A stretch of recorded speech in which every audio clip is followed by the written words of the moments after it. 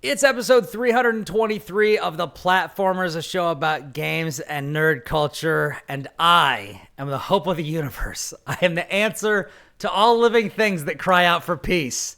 I'm the protector of the innocent, the light in the darkness. I am truth, ally to good, nightmare to you. I'm Brian Barnett. I'm not following that up. Chris Cornely. I'm Lucas White, and I still don't like Sean Schimmel very much. Sorry. By the way, speaking of Sean Schimmel and Chris Sabat, look who I got up here on the microphone. I got a new person this week. Oh my The god, bad man himself. it's Kuwabara. I got, for those who are listening to the podcast, I've had my my Donatello action figure up on my sitting on top of my microphone for the past many weeks at this point. I feel like it's been like quite some time. Yeah, it's been a few episodes. But yeah, last time I went to the grocery store, I noticed that they had the Prince of All Saiyans on the toy aisle on my way out, and so I picked them up. The grocery store. Yeah, in the grocery store. Wow. My grocery store has a badass toy aisle, man. I'm telling you. They had like a 12-inch Spider-Man. They had like Magneto. They have all kinds of shit. It's great. 12 inches of Spider-Man. 12 inches. Brace yourself for 24 inches of Venom. What was it? Or what what is it? Abramar from Cosmic Wheel Sisterhood. You saw that giveaway they did, right? Oh yeah, I remember that. I did not know. You didn't? No, I didn't. But they actually did an actual Abramo. They did a deck of the Cosmic Wheel cards and then a giant Abramar dildo. And I can't believe that's how we're starting this episode. Is talking about that. No, I hadn't seen this, and I feel like my life would be enriched by having done so. Okay, hold on. I'm gonna look that up later. Yeah. When you guys are talking about something, I will look it up and I will post it in the show when we chat. least suspect it. When you least suspect it, I will pop up a picture. I can't pop up a picture of that on the stream. Probably That's a TOS. May not be a good idea. Yeah, that would probably not. They might get a bit twitchy about that. I'm sorely tempted to do it anyway, though. But anyways, yeah, this is a video game podcast where we talk about dildos from games and all your favorite dildos from games. You know what? Next episode we're gonna do a tier list of the top 10 game dildos of all time. And Abramar is gonna be one from Cosmic Wheel Sisterhood, and the dildo gun from oh my god.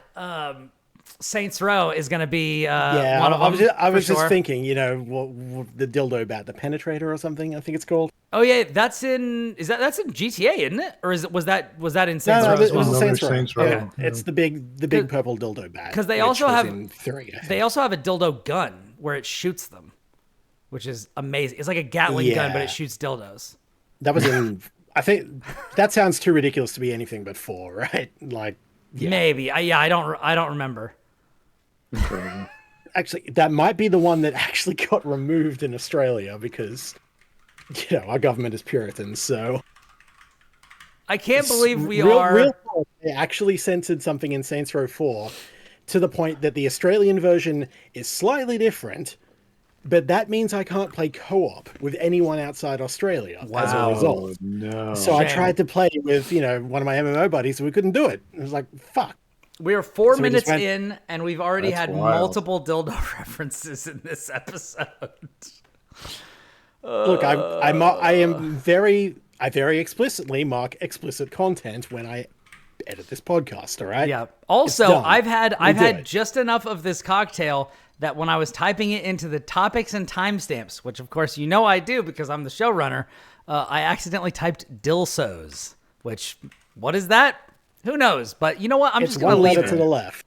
I'm gonna leave it. I'm gonna leave it because why not? That's a Chris problem to deal with in the editing. That's a Chris problem, and thank God it's not a me problem anymore. So I can just leave it. Shout outs to future Chris, who is going to look at those and just go, "What the fuck were we doing?" This is a problem for future Chris. Future Chris, fuck you, past Chris. Every moment of every day, I curse my past self. Yeah. Anyways. We got a lot to talk about this week, and I'm really excited to get into it. But first, let me adjust my camera so you can Oh my see, God. so you can see my dope ass hair. And You can see also, Vegeta's feet. Vegeta Those grippers off OnlyFans. screen, man. Vegeta's OnlyFans. It's given away for free. Giving it away for free. Wait, hold on. I gotta hide my light under a bushel. Hold on. There we go. There we go. Now you can't see it. You're gonna have to pay. You're gonna have to pay for the platformers Vegeta Feet OnlyFans After Dark episode. Oh my God. How are we this unhinged already? And we're only 6 minutes in? I don't know. I'm just sitting here contemplating my life at this point. It's like, okay. Why did you Okay. agree to be a co-host on this show with me? Because I'm Questions? just as degenerate as you are. It's That's true. why. It's true. It's true. See, that's the secret. We're always degenerate. But yeah. That's the truth. Yeah. So anyways, we got a lot of stuff to talk about, and I'm really excited to get in it. But before we do, I wanna begin this show as we often do with Audrey's Book Corner. This is the part of the show. This is the part of the show where we channel my favorite dead wife, Audrey, who is very much alive, and Future dead wife. She loves to read books, and so we celebrate that love, and we celebrate her first appearance on the show, where she created Audrey's Book Corner with talking about some books that we're reading. So this last week. I finished Anthony Bourdain's Kitchen Confidential, which is a very good book. It's about what it's like to be a chef. It's about what it's like to cook professionally and to develop, a team, develop a taste for cooking, develop an obsession with it, and the many wide experiences of Mr. Bourdain's life. And I feel like this reads differently after his death. But it was a very good read, and I highly recommend it. It did solidify for me that I will never cook professionally. Like the funny thing is, when I told my wife that, she was like, "Well, you are a professional cook. You're my professional cook. Oh, I snap. pay you to cook for me." And I'm like, you know what? Good point. That is true. That is true. The difference then is you're a professional cook. You're not a commercial cook. Yes, that's when I amended that to be like, I will never cook at a restaurant. Like, I'm not going to cook for the masses. I will happily cook for my family and my friends and stuff like that. And if I may say so, I'm getting pretty good. So, practice. It feels like every media I can think of about cooking professionally is just miserable. yeah. There's like not a single thing I can think of that's like positive about professional cooking. It's pretty brutal. But it's very impressive, to be honest. I just hearing the stuff that they do, I'm just like, man, that would be the breadth of knowledge that you have to have. The breadth of knowledge that you have to have is just absurd, and the Could be a level whole of scientist. the level of expertise that you have, and then the level of just absolute degeneracy going on in there, which, like, I know that there's they've made movies about other parts of the food service industry. Like, they had Waiting, which is about like being wait staff and just like all the absolute debauchery and stuff that goes on there. But it's even crazier with chefs, apparently. And just like talking about some nightmare employees that Bourdain had, but he kept them on because what he got for dealing with their absolute nightmare scenarios that they would put him in is literally the best bread he's ever had. And it's, the skills were worth the personality. Yeah. He's talking about this person and the cocaine addiction. This person being like a downward spiral into just absolute madness, and it just keeps happening, like looping over and over again.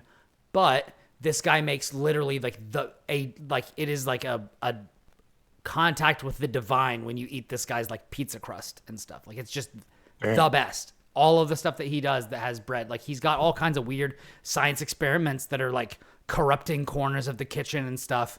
But like, when he brings his his game to bear, it's like unbelievable. And it's, you know, it's crazy. You know, there's a lot to be said for high functioning drug users in any era. You know, many of the greatest artists that we've ever had have been, you know, high functioning drug addicts. Under the influence, shall we say. Struggling with something. Yeah. Even, you know, modern musicians and all kinds of ancient painters and things like that, sculptors. But, you know, genius and madness, there's a thin line between them. And if you listen to the previous 11 minutes, I think that will come through a little bit. Most everyone's a little mad here. Nice. And I do so without the use of drugs. That's true. That's true. I mean, I'm just as crazy when I'm not drinking. The drinking just makes it so I let it out a little bit more. It's like the Dark Urge in Baldur's Gate 3. You know, you can control it, or you can suppress it a little bit, or you just, you know, or you let just it out and lean into it. Lean into it, watch the chaos ensue. Yes. And sooner or later, you find a dead tiefling bard in your bed. Oh, yeah. By the way, I talked to Withers. I literally talked to Withers about her today, and he's like, that one's on your conscience, bro. Like, I'm not doing Can't do anything about that. Not a party member. You live with that one. She's beyond your reach now. And I'm like, wow, okay. All right. Yeah, he literally said something like, she will experience peace eternal away from the urge, or something like that. And I was like, she's better off. I was like, damn. Like, I mean, I get it though. You know, I get it. Jeez. So life is fleeting in the Forgotten Realms, and you go somewhere, and atheism is a really bad idea. Yeah. But I am playing. I am actually. So you did a great thing. You mentioned Chaos. I'm gonna segue to that in a second. Are we here to kill Chaos? But before, no, we're not here to kill Chaos. We're here to. I am. I've been playing that. We're here to embrace Chaos.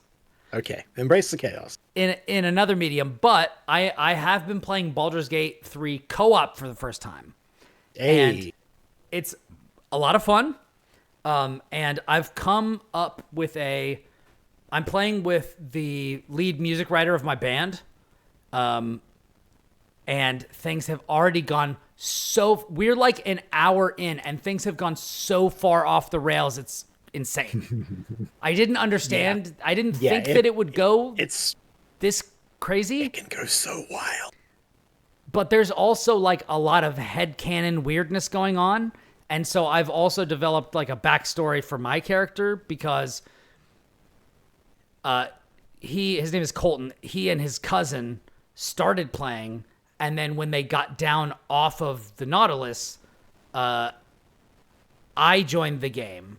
So they were like, do you want us to start over so you can replay the intro? And I'm like, no, I'll just be a person that you found on the beach.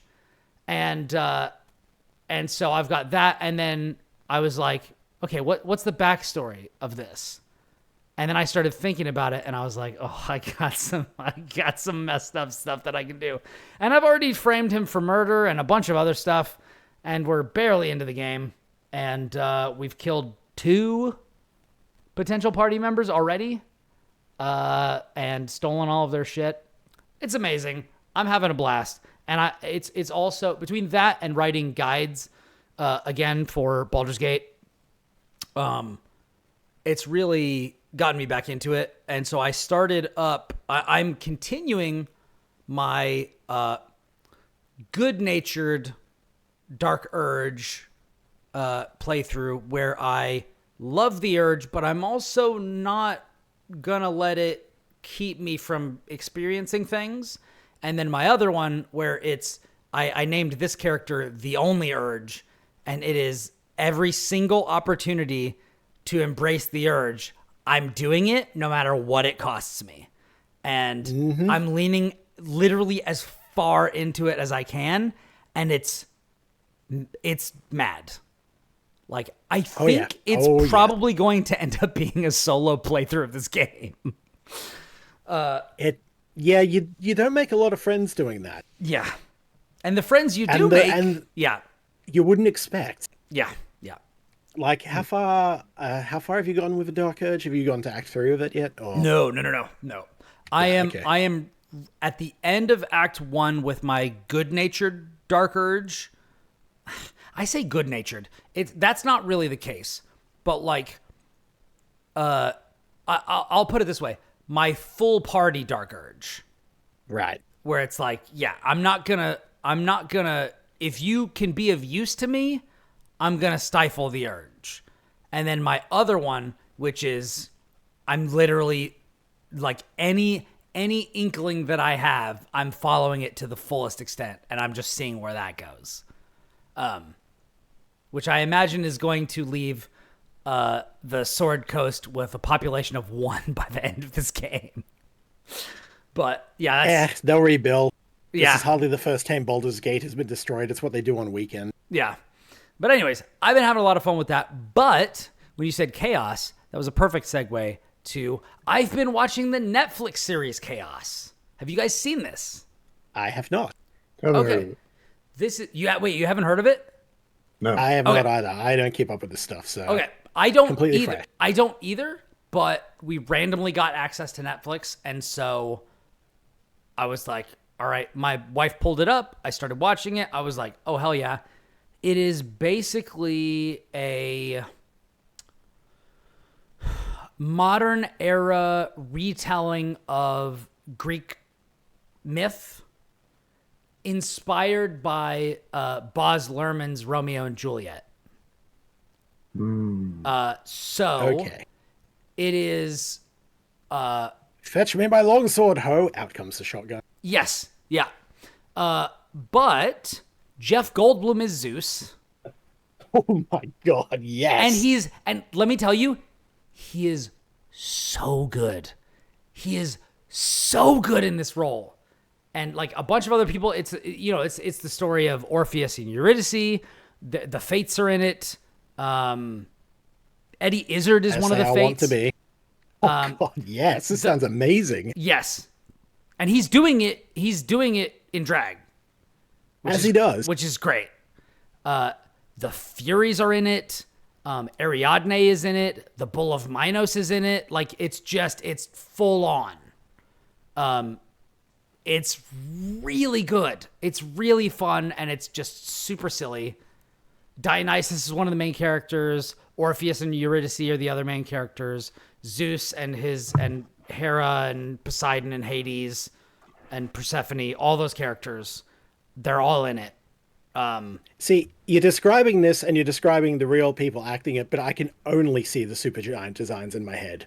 Like that's it. Yeah. I mean, that's super fair. And like, it's wild because Calliope is in it. And I was like, oh, Calliope, like Kratos' daughter? And it's like, no, like, yeah. Nah. But it's like, but there's so much. There's the Hades Greek stuff. There's the Santa Monica Studio stuff.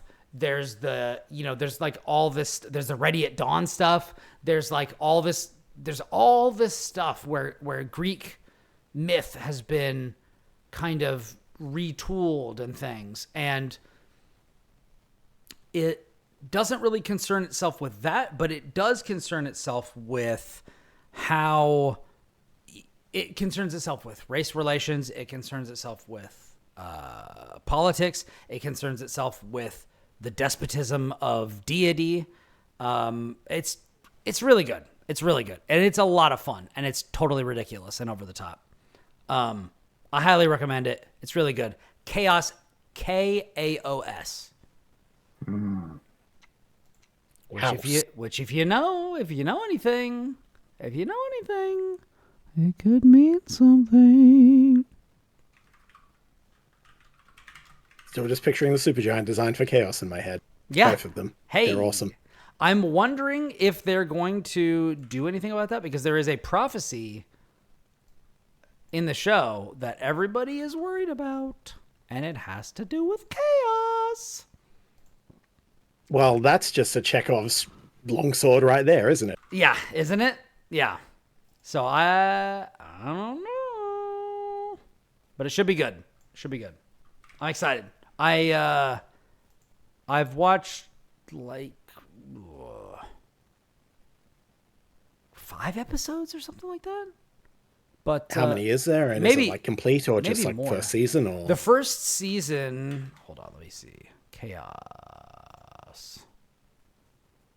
Oh, there's 8 episodes. 8 episodes. Let me see the episode names. And is it like complete, or is there going to be another season of it? There's going to be another season. Okay.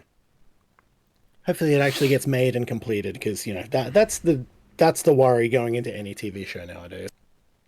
It's like, is this actually going to be seen through to completion, especially Netflix? It's like, if they want that shit to run longer than 2 seasons, good luck. Good luck, yeah. Okay, yeah, I watched the first 5 episodes so far, and there are 8. And they are doing another season. Yeah, they've done another season, they've approved another season, and I think they're starting to work on it. But anyways, it's fun. It's good stuff. Good times. This is worth it for watching Jeff Goldblum as Zeus alone. Yeah, you sold me on the concept the second you said that. Like, that's all you had to say. Yeah, it is just as good.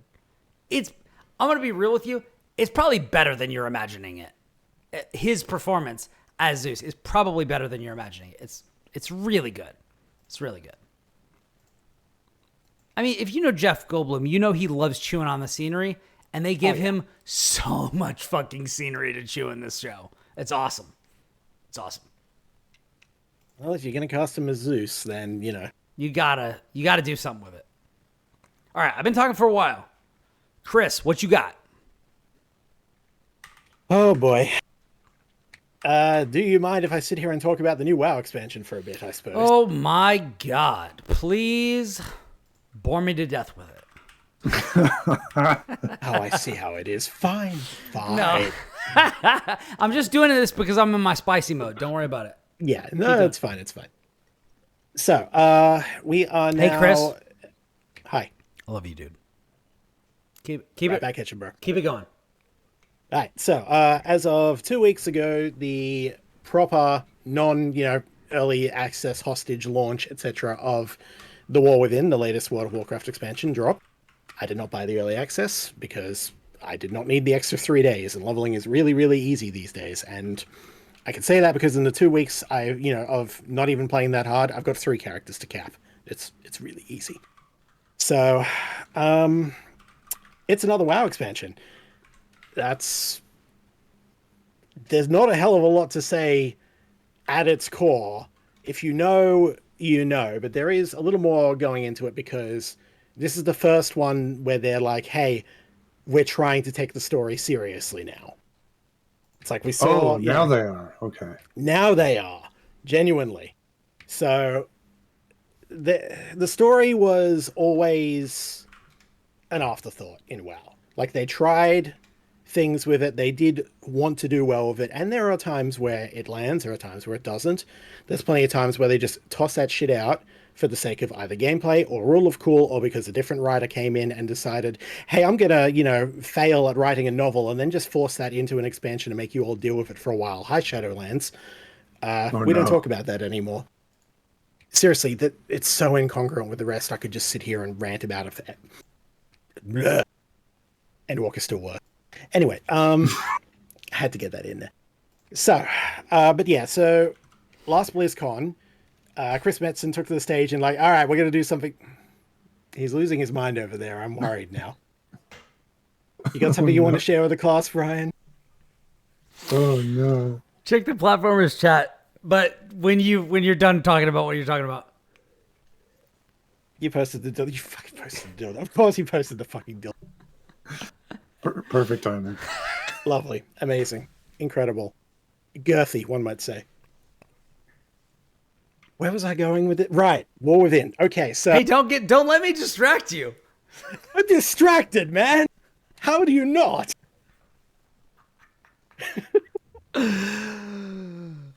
Okay.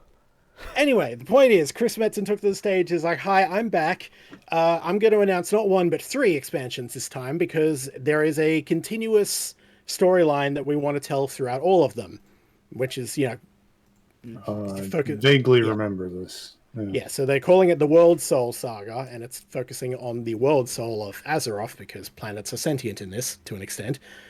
And, and so they're like, the next 3 expansions will follow this continuous through line, trying something, very experimental in that regard, but we'll see how it goes.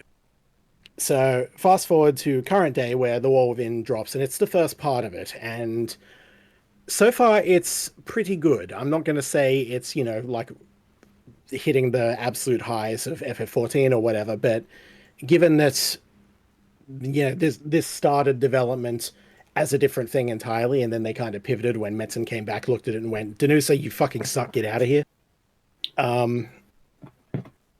So early days, don't know where it's all going to go. We have suspicions and whatnot, but in terms of actual content, gameplay, etc., if you play Dragonflight, you know what to expect with this.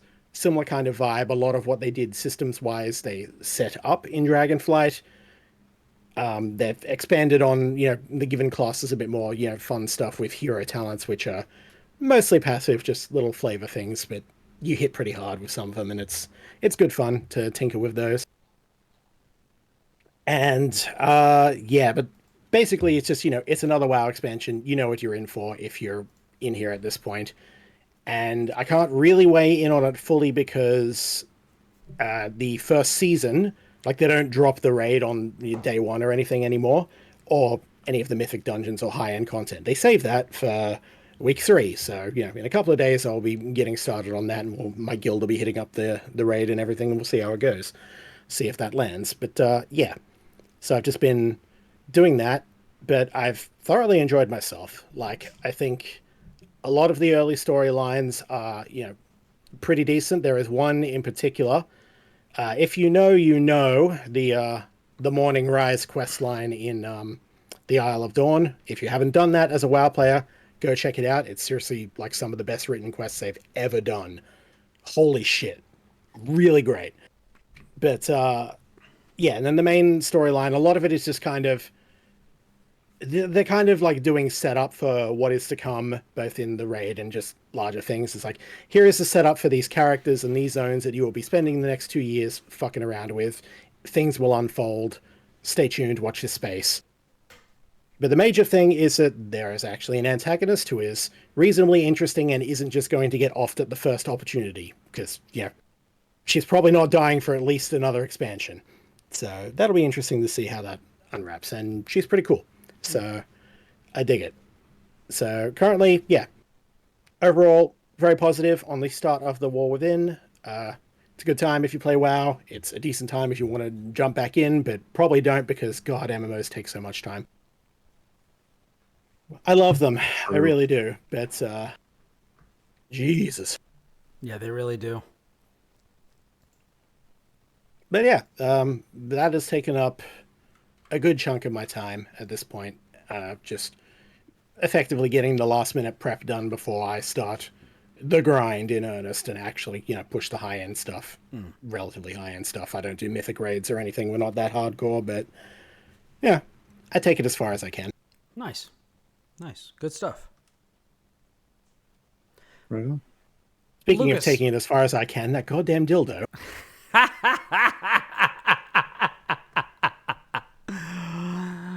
Seriously, just flashbang in chat. Holy shit. I can. Yeah. Oh, by the way, I posted the full screenshot there so you can read the whole thing, because, man, they really went in. Speaking of taking it as far as you can. But anyways, Lucas, switching gears from just full penetration. What do you have to talk about this week? Just ease us into something. Yeah.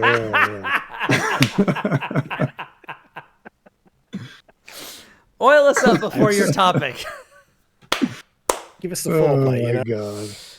I'm so sorry, man. Please continue. Oh, it's all right. So you give me time to decide what to talk about. I guess I can go in chronological order, just catching up on stuff I've Sure. played and reviewed. Let's go with Gundam. Let's talk about some robots. Gundams. Hell yeah. Yeah, so I played. Everyone loves robots. Everyone does love robots. I played Gundam Breaker 4, which for I think like Gundam people is a really exciting thing. Just for some context, this kind of come out in the post Bandai actually releasing all of its video games globally phase that they kind of started, I don't know, towards the end of the last generation. Yeah, they were one of the last people that held on to the, some games do not get released in the West or anything like that. Just, yeah.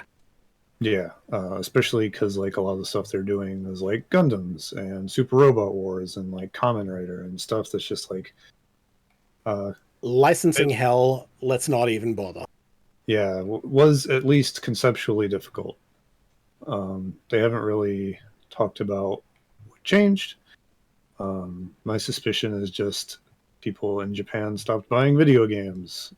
So in order to keep those things going, they kind of didn't have a choice. So Gundam games used to be pretty uncommon. And Gundam Breaker in particular, you had Gundam Breaker, obviously 1, 2, and 3, but then you had one called New Gundam Breaker, and that was actually the first one to get localized, and that game was garbage. It was awful. It was not good. Yeah, just really, really disappointing. A, just as a New Gundam Breaker, and B, as like the first one that got brought over to North America. So it seemed like In things saying weren't so, looking there good. was an English release of Gundam Breaker 3 that was released in Southeast Asia, which you could get through PlayAsia and other import players, which is how I got my hands on it. So I had at least played enough to know that New Gundam Breakers was a massive disappointment. Yeah, that was a detail I omitted, was that what kind of made this more like weird and complicated was that localizations in English were happening for a lot of this stuff. Just like Chris said, they were getting released in like Malaysia or Southeast Asia, Philippines. Philippines kind of area. So, which means it has to be a licensing issue, right? When it's all there and ready to go, unless you're so desperate, like unless you just can't release it without English voiceover.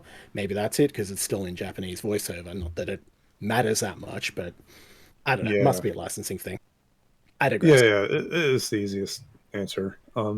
Yeah, it's like typically like if you want that, like you got to make sure, I guess region locking stopped being a thing after a while. But then it's like then you got to pay more, and then you probably don't have access to DLC for XYZ reason. There's just the whole thing. But now it's just like you can go into GameStop or whatever, it's fine. So New Gundam Breaker comes out, is terrible. Then finally, years and years later, here's Gundam Breaker 4, and it's like back to what was cool. I believe. I did not actually play any of these games, so I don't know how close it is. But I do know it's like way better than New Gundam Breaker. But to kind of get back on track, the concept of these games is it's not a literal Gundam game in like the same way you would expect. Like Gundam is an anime series, mostly usually about like politics and things like that, kind of on top of the giant robots. Yeah, exactly. But these series are about Gunpla, or the model kits, which is basically something that's been kind of running alongside Gundam. And it's one of those classic examples of like the artist wants to do the art can't sustain by itself, so the people licensing the art want to sell toys. And in this case, they did model kits, which are just as popular, if not more so, than the actual work. Because they're awesome. They are really cool. If you've never put together a Gundam model kit, it's really fun. I have not. Yeah, I recommend it. They're a lot of fun. The only models, I don't even know if you would call it a model, but it was it was an action figure that I got in pieces, and it was Zero from Mega Man X. It could be. But yeah, he was cool as hell. I build Lego. That's about it. Like Yeah. my brother does model kits and such, and he's got a few Gundams in his room, so I've seen the process. Yeah, Gunpla kits Zoids. are so popular for many, many years. You get all kinds of like offshoots and everything. And I haven't opened this yet, but here's a Goku model kit. Oh, So- beautiful. Hell Yeah. Yeah, you like basically We you think love model kit. we love Dragon Ball in this house. We do. We do love Dragon Ball. But the thing about Gundam models is like usually you think of like a model car or something. There's like really intense, like you need glue, you need paint, you need like sandpaper, all this kind of shit. With Gundams, it's like you got your little clippers, and you just snip out the pieces and you snap them together. And it's like fairly complicated and takes a long time, but everything you need is just in the box, and you can just do it with minimal tools and still have a good time, still have a pretty cool looking robot at the end. It's Is a it lot less like, finicky than your average Warhammer. Do you know? I don't know if you know anything about like car models or anything. Is it like snap tight stuff? I don't know if you've say done again? I don't know if you've done any snap tight models or anything. No, I haven't really done car stuff, but Gotcha. it's like everything has like nubs on it, and they kind of just fit into the nubs. And Gotcha. Different, yeah. Cool. Anyways, that is to say, Gundam Breaker is basically like what if Model Kits was like an anime show, kind of like a Yu-Gi-Oh kind of or a Beyblade kind of thing, where it's like here's the toy, and we added like fantastical elements on top of the toy, and it's like its whole thing. So this is like it's an action game. So you have your Gundam, and it's a model kit, but it's like also in like a big VR video game competition nonsense. It's very silly and kind of juvenile. Don't worry about it. Yeah. Hand wave it away. Exactly.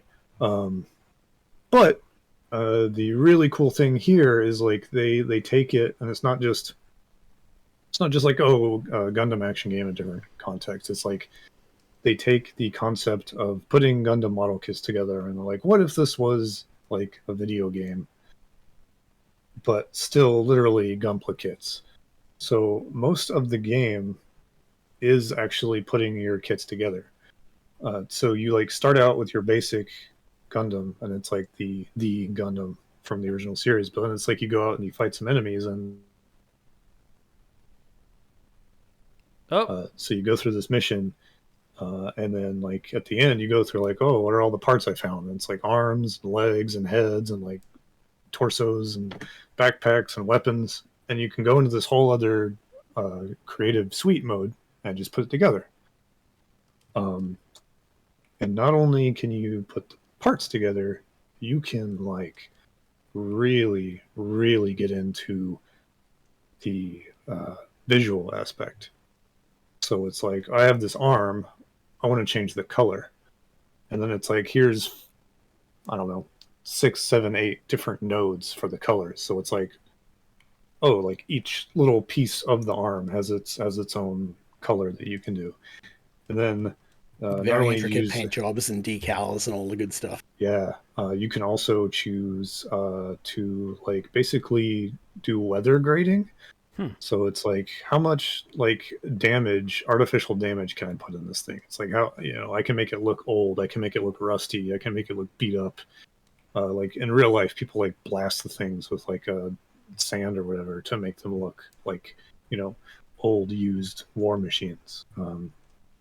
You can change like is it like a deep flat plastic finish, or is it like more metallic, or like what if I rub sandpaper on it to give it some texture? You can choose that. Hasn't been collecting dust on a shelf for 20 years. Yeah, you can even like warp the sort of shape of a piece if you really want to get weird. And then there's like decals, like you're putting stickers. And then like each piece may or may not have like stats or abilities tied to it, and you kind of make your choices based on that. But like you can sit there in the customization suite, and it's like, what is the craziest thing I've seen someone do with a model kit in real life that I would never have the time or physical skill to do? dexterity. Yeah. Let me do it here to the fullest extent that the system will let me do it. And it doesn't cost $300 in replacement parts if I fuck it up.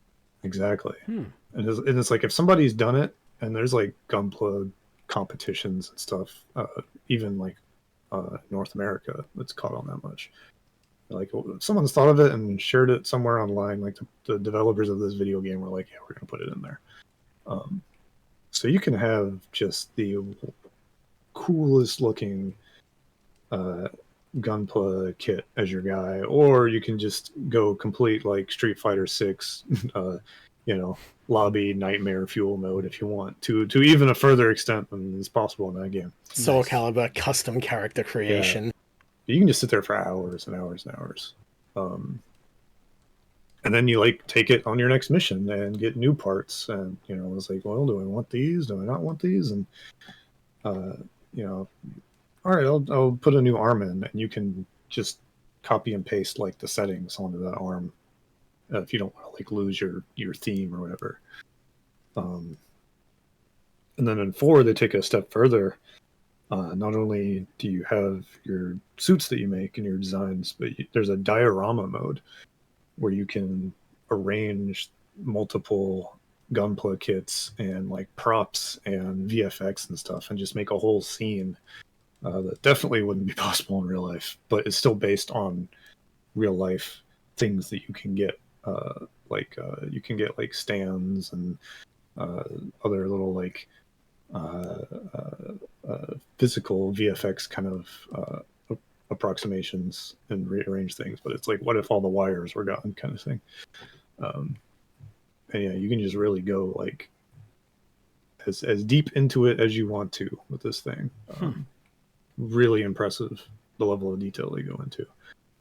And a lot of this stuff was like in New Gundam Breaker, but then like the actual gameplay was garbage.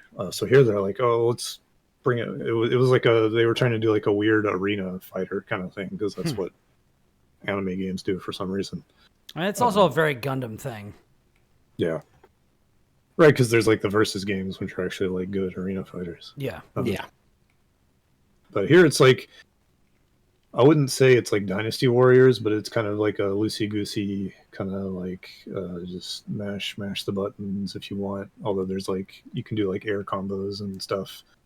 It's a little more intricate than a Muso game, but it's not far more. Yeah. We're not entering character action DMC style here. We're Yeah, it's like you can use your brain if you want to. You don't have to. There are difficulty settings, but it is like it's involved, and there's like different abilities depending on your parts and stuff. And it is functional enough to just go in with, beam sabers and just chop the shit up without a kit. Yeah, exactly. So yeah, it's just like a big old like toy box kind of thing. Nice. It's just it's a love letter to not just like, oh, it's cool Gundam stuff. It's like the model kit scene, but in video game form. Nice. And it's just like, it's real neat. Yeah.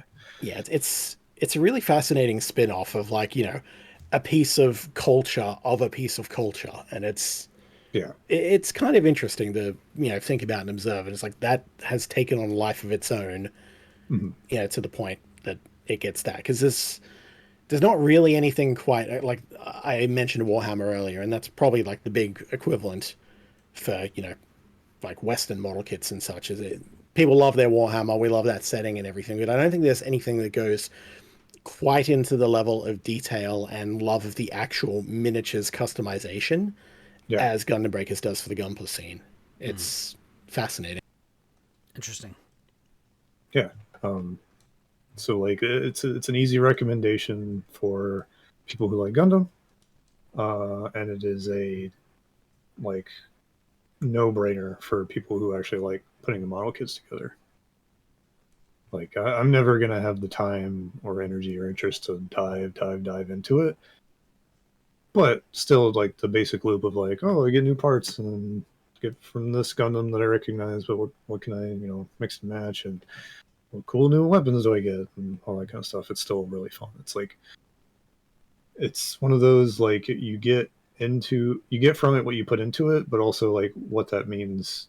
Like there's different avenues for that, all within the same game. Nice. Which I appreciate. Yeah. And remember, kids, Char is living proof that applying red paint makes something go faster. True. It's true. True. It's very true. Everybody knows the effect of flames. Come on. Flames. Char is just a Warhammer Orc confirmed. So I had not heard this term until I did an interview with the art director from Slave Zero X. But have you ever heard of like a kit bash or a garage or something like that? So this is I'm assuming this is like very similar to like that sort of a thing. Oh yeah, absolutely. Yeah. It's like you get pieces from, suits from the different shows or whatever, and then you can just mash them all together, and yeah. That's dope. Yeah, That's I've kit bashed Warhammer models and such when I played, when I was younger. I'd literally never even heard that term, but part of the inspiration that they had for some of the character models that they had done were from like a very specific like Japanese artists kit bash for something, where it was like like almost like organic tech, like organic mech type stuff, like kind of. I don't know, like H.R. Giger by way of Gundam type stuff. Gotcha. Which is Evangelion. I mean, but more biological than that. Yeah. But yeah. Or at the very least, I mean, wearing it on its sleeve instead of being hidden under the surface. But you get what I'm saying. The guts are on the outside. Yes, exactly. Yeah, I think the term kit bash is literally just, take two kits, bash them together, see what you get. Yeah. And I believe that's really the origin of it anyway. That's what it is? That's assume crazy. So. Yeah, and in this game, you can actually, there's like a little, I don't know if I'd call it a gotcha system, but, you get your credits for playing the game or whatever, and you go to your little in-game merchant, and they'll sell you, like, real-life Gundam kits. Like, it's got like the box scanned in and everything, and then like you get the parts that come in that, and like like there's like if going full in detail and like the paint is too much for you, you can choose like paint I don't know, schematics or color schemes from official characters and models, and like apply them individually. So it's like you can still kind of like customize, like it's literally like there's levels, and it's all levels of sicko. When you said if you don't want to go hard into paint, I thought if you don't want to go hard in the paint, like the basketball reference. And I was like, oh, if you don't want to go hard in the paint. And then you were like, no, I'm actually talking about paint. I was like, oh. See, here I was thinking you were going to segue back into the dildo talk. So, if you want to go hard in the taint, there you go. That's a different thing entirely. There you go. A new timestamp every time the dildo comes back up for the notes. You know damn well what the title of this episode is going to be related to. I mean, going hard in the taint would be a pretty good title for this episode. Write that down. I'm not gonna put my thumb on the scales, but you know what I mean. Hey. Anyways, Jesus Christ Almighty. How are you guys doing? How are you guys doing out there? I'm doing great. I'm laughing my ass off. How are you? Excellent. I'm doing great as well. I'm doing well. What you been playing this week? Man, I have been playing so much Marvel vs. Capcom, you would not believe it. Oh my God. I mean, why were you doing streaming it before the show, but why were you doing that? You would not believe it. I mean, you would believe it because you watched it happen. I was there, man. The reason that I started down this rabbit hole is because when I went to EVO, and I talked about this on the show a few weeks ago, but my experience was limited to a 1 hour preview time slot of Capcom's upcoming Marvel vs. Capcom Fighting Collection Arcade Classics, which is the full laborious name of this collection of, I believe, 6 games or 7 games. Right, Lucas? Sure. 7 games? Excellent. Good. I only played one. I'm glad you got my back. I'm glad you got my back. And you've Lucas, you never let me down yet. And I just wanted to say thank you for that. Oh, Jesus Christ. Okay, so... I got you. If nobody got me, I know that Lucas White got me. Amen.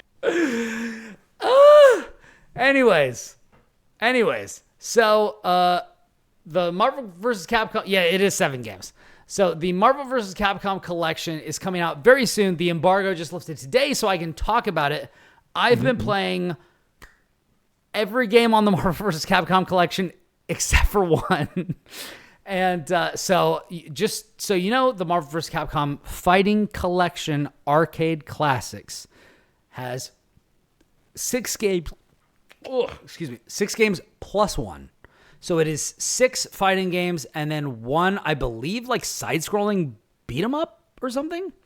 Yep, we'll call it a brawler, or I guess beat 'em up's fine. We'll call it a brawler. The 6 games that I played as part of this collection were X-Men: Children of the Atom, which is an X-Men fighting game; Marvel Superheroes, which is a Marvel fighting game; X-Men versus Street Fighter, which is the first like crossover. I believe it's the first crossover fighter.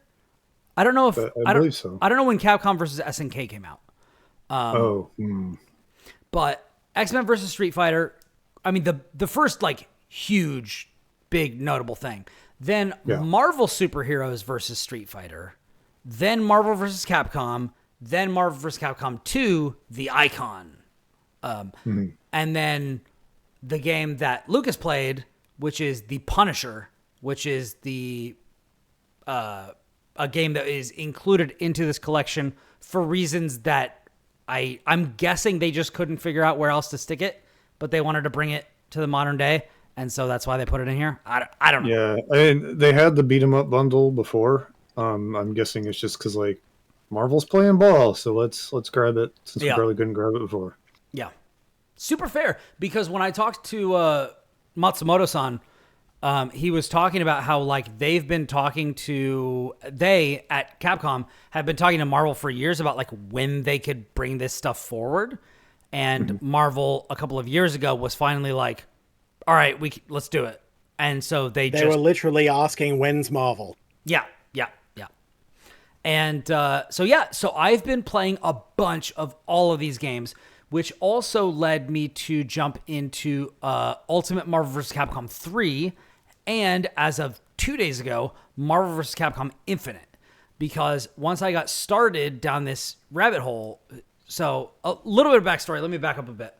My first tag fighter, I guess technically my first tag fighter was Marvel 3, or Ultimate Marvel vs. Capcom 3, but it was like on a weekend trip or like a week vacation when I went to visit a friend of mine in Austin, and they were playing like Left 4 Dead 2 and Marvel vs. Capcom 3 and stuff like that at their house. And so I played that for like 2 days. And so my experience was very, very limited, but I got into Dragon Ball FighterZ, as longtime listeners will know. Like, I'm a huge fan. It's one of my favorite fighting games of all time. I got deep into that. I've competed in that game in like online tournaments and stuff like that. And I'm actually the reigning Golden Weeklies champion in Dragon Ball FighterZ. Yeah, so that was my first like really getting in deep to a tag fighting game. And so now going back and seeing a lot of the games that inspired it, I was like, all right, I've got that hunger up. Like I'm hungry to learn more tag fighters in this universe and like embrace this sort of stuff. Particularly because now, you know, with Street Fighter 6, like I'm more invested in the Street Fighter side of things on the Capcom side. Like I've long been a Devil May Cry fan. I've long been a Mega Man fan. I've been a Mega Man fan since I was a kid. Hell yeah. And so when they were like, oh, we've got Mega Man in this game, we've got Zero in this game, we've got X in this game, I'm like, say fucking less, fam. This motherfucker is on the squad. I'm getting my beam swords out. I'm zapping people all over the place. So I've been playing. And it's not even Fat Mega Man. And it's not even chubby Mega Man. It's Slim Boy Mega Man. Unless you're playing in Marvel 2, in which case Mega Man is actually in that game. And he's the chubby version, but he doesn't really look it. He doesn't have his little gut. He's the Astro Boy version. He's the Astro Boy version. Yeah.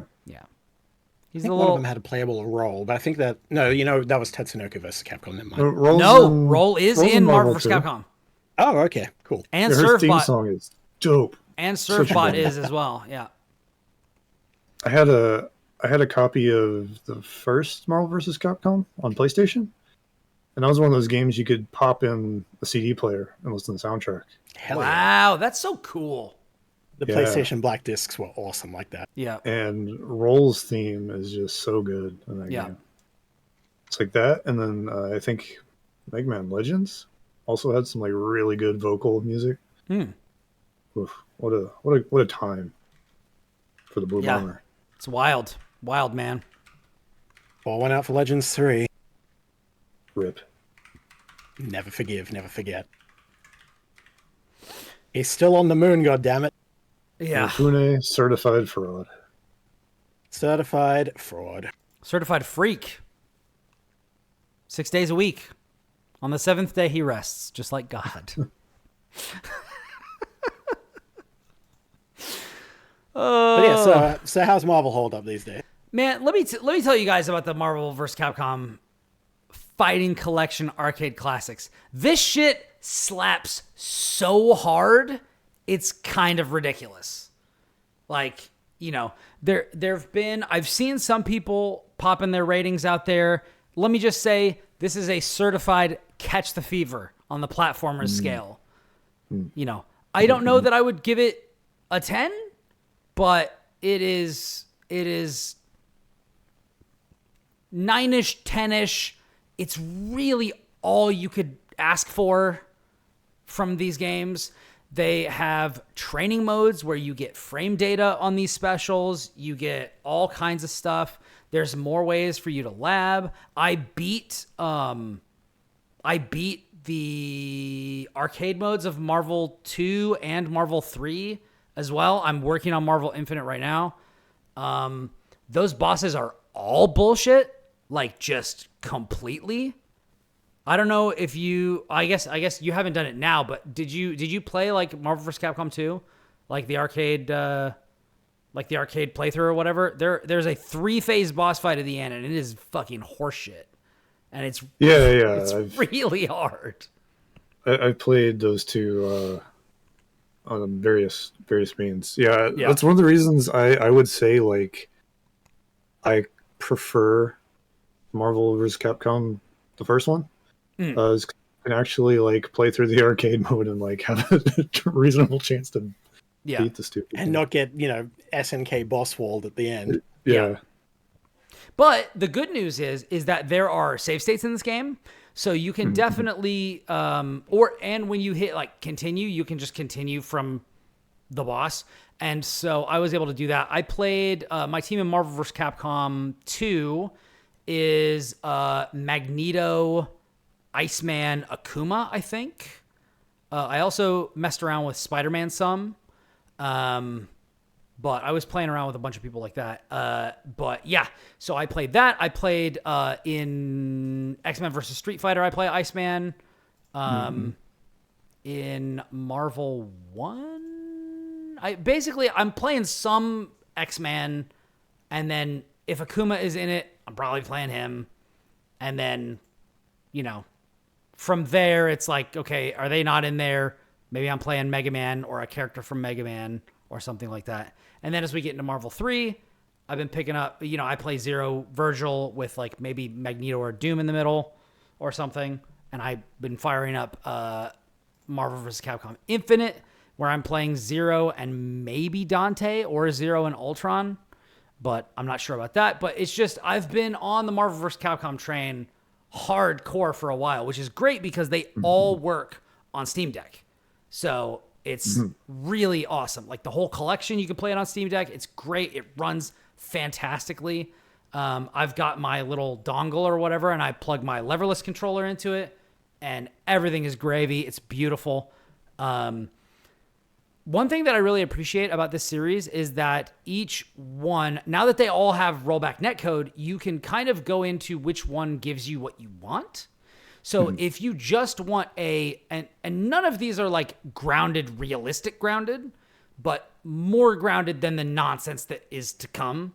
Like if you look at Marvel 1, you look at Marvel Superheroes versus Capcom, you look at X-Men versus Capcom, those games are definitely more grounded and more focused and more footsies based than the nonsense that would come later with the tag mechanics. There is a sliding scale before you hit MvC 3, the point of no return. Yes. Yeah, they're closer to Street Fighter than... Yes. Yeah. Playing Iceman in X-Men versus Street Fighter is like, okay, I can summon a giant ice boulder from the sky, but I got to be careful because you can approach me while I'm doing that, and it's risky. And if I am wrong, I'm going to take a lot of damage. And so it is less, roll your face on your keyboard and just enjoy your beautiful victory with all that damage. But yeah, this also, all of these, people will talk about like Kusoge fighting games where like there is clearly broken nonsense in these games. I wouldn't go so far as to say that these games are that, although I believe it is Marvel vs. Capcom 2, Magneto does have a 1 frame low, which is pretty insane. And he's also got like some of the best zoning in the game, some of the best movement in the game. It's a pretty wild and dynamic time, but I find the nonsense to be so fun and so endearing. And Capcom has also done a lot to add quality of life stuff to this game. So there are 1-button supers that you can do. There are 1-button specials that you can do. So if you are having a hard time with the like reverse or like inverted quarter circle forward motions on Magneto's air specials, you can just go up into the air and then hit like down and the special button, and it'll just do it. So it makes it way more accessible for people. So if this kind of,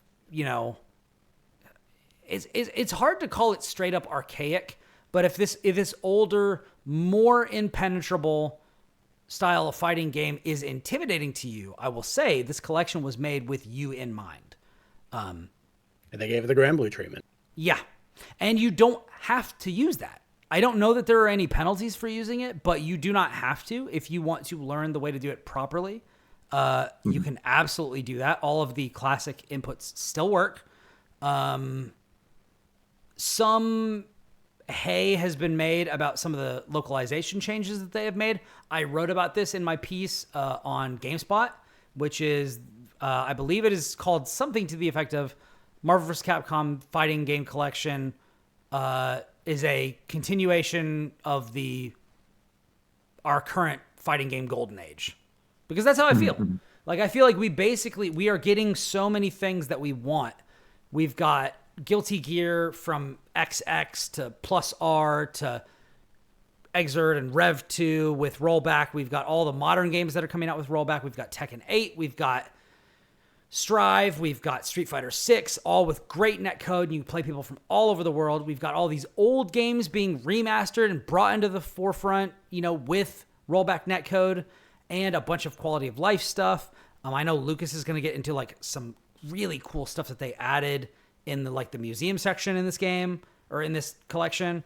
I feel like it's kind of never been a better time to be a fighting game fan than right now. And it's for a rollback equipped Soul Calibur. Yeah. And for me, like what this is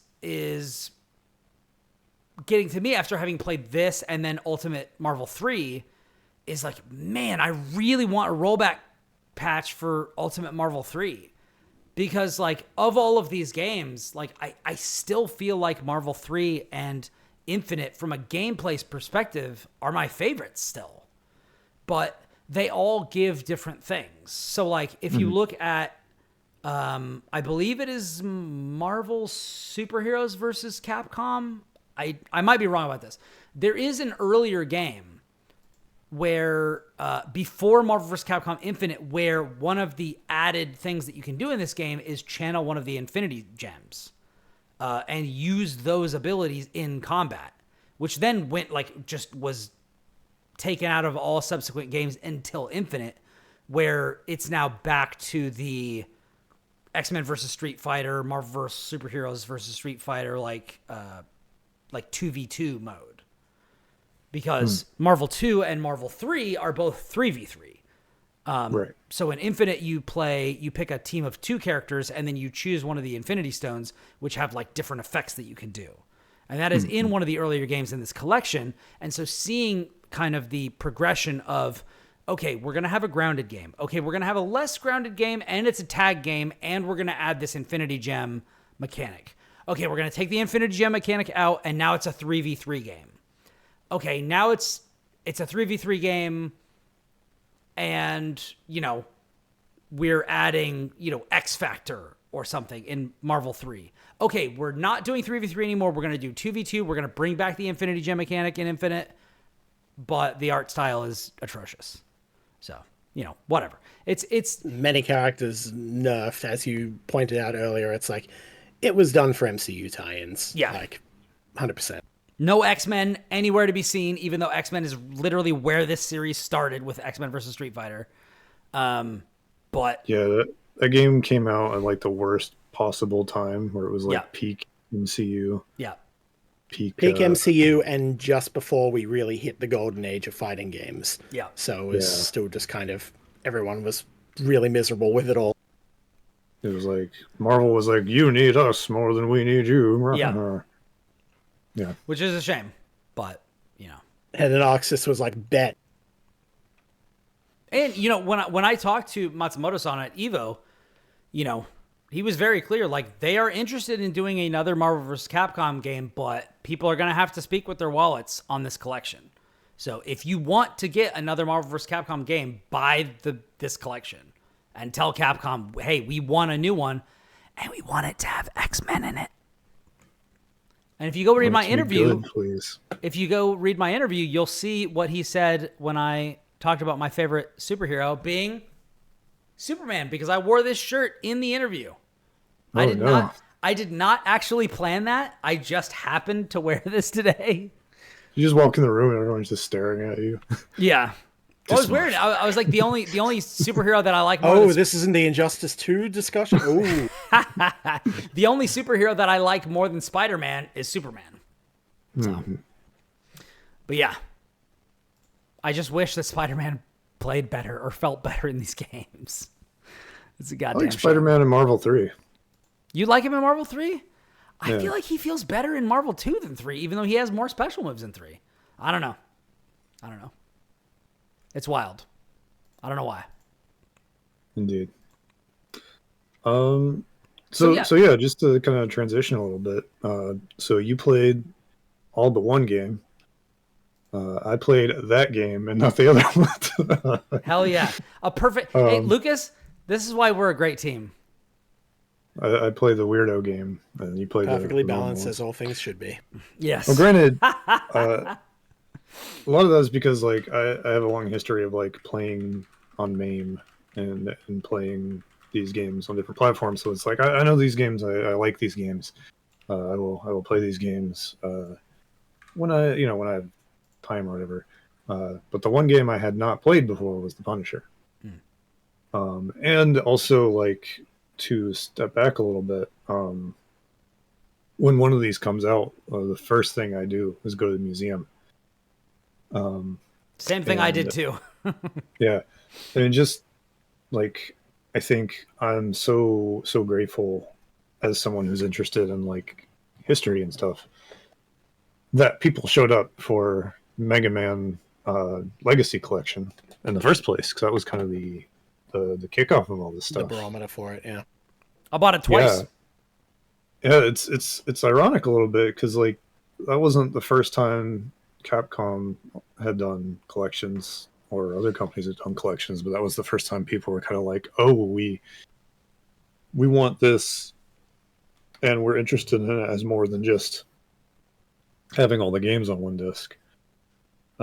Like I still remember back in the GameCube PS2 days, when something like a Mega Man collection would come out, like the art galleries and stuff would kind of be like frowned upon a little bit, by audience and by like, people who were reviewing games at the time and stuff. Just like, oh, yeah, it's just an art gallery or whatever. But now it's like, fuck, I want that. Yeah.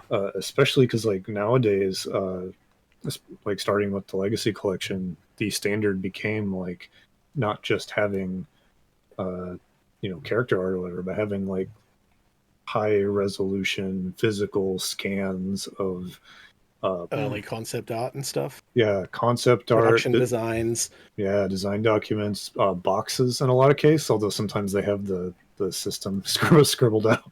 Yeah. You have like, oh, it doesn't say Game Boy anymore. That's weird. But still, like you have like, yeah, you have just really in depth. Like, if you go and look at some of the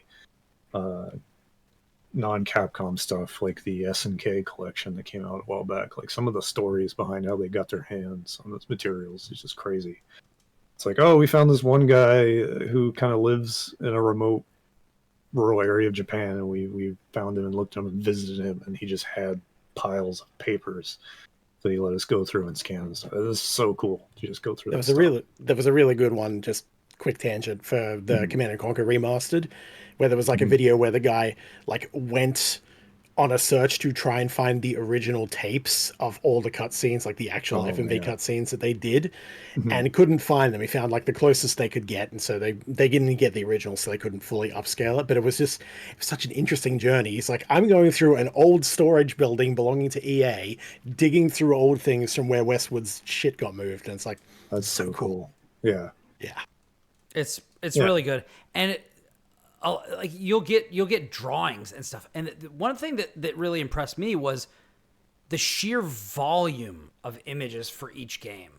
So much stuff, I kept scrolling and scrolling and scrolling, and it was like key art for every character, like like concept art for every character, and I was just like, man, this is awesome. This is the kind of exhaustive stuff that I want to see from these collections. Like this is the I don't know how, like, what percentage of the foundational documents for this collection that are in here, but I mean, this is to me kind of like the platonic ideal of like when people talk about a game collection, this is what I want.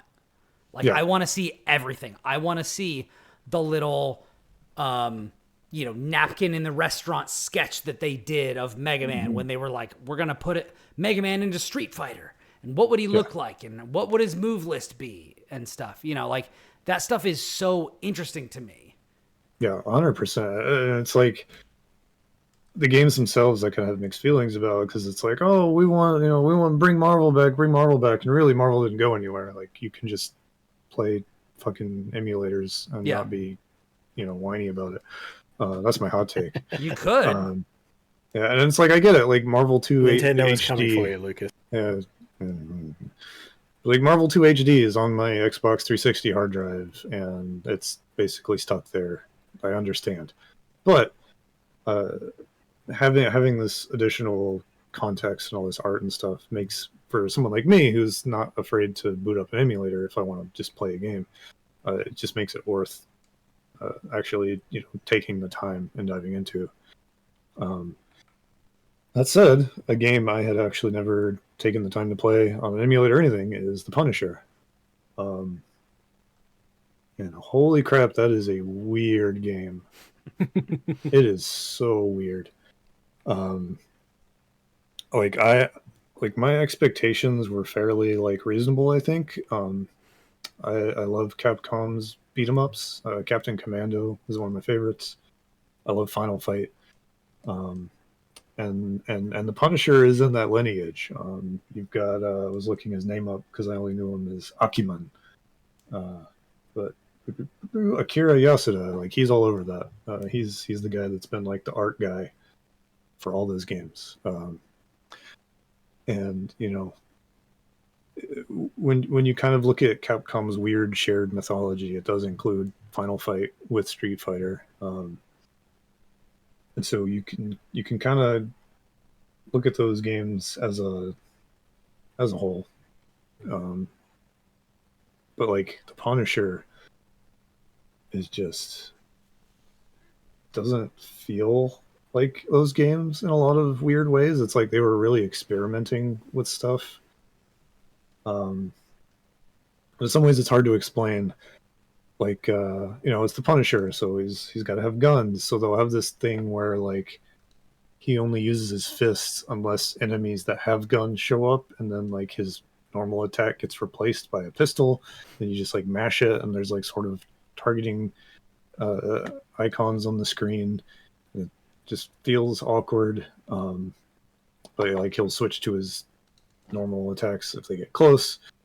But then like all the like half of the bosses just don't play by the normal rules you'd expect from a brawler. Like they all have like armor, and they will just ignore you and slap you, and it's just like you die so fast in this game.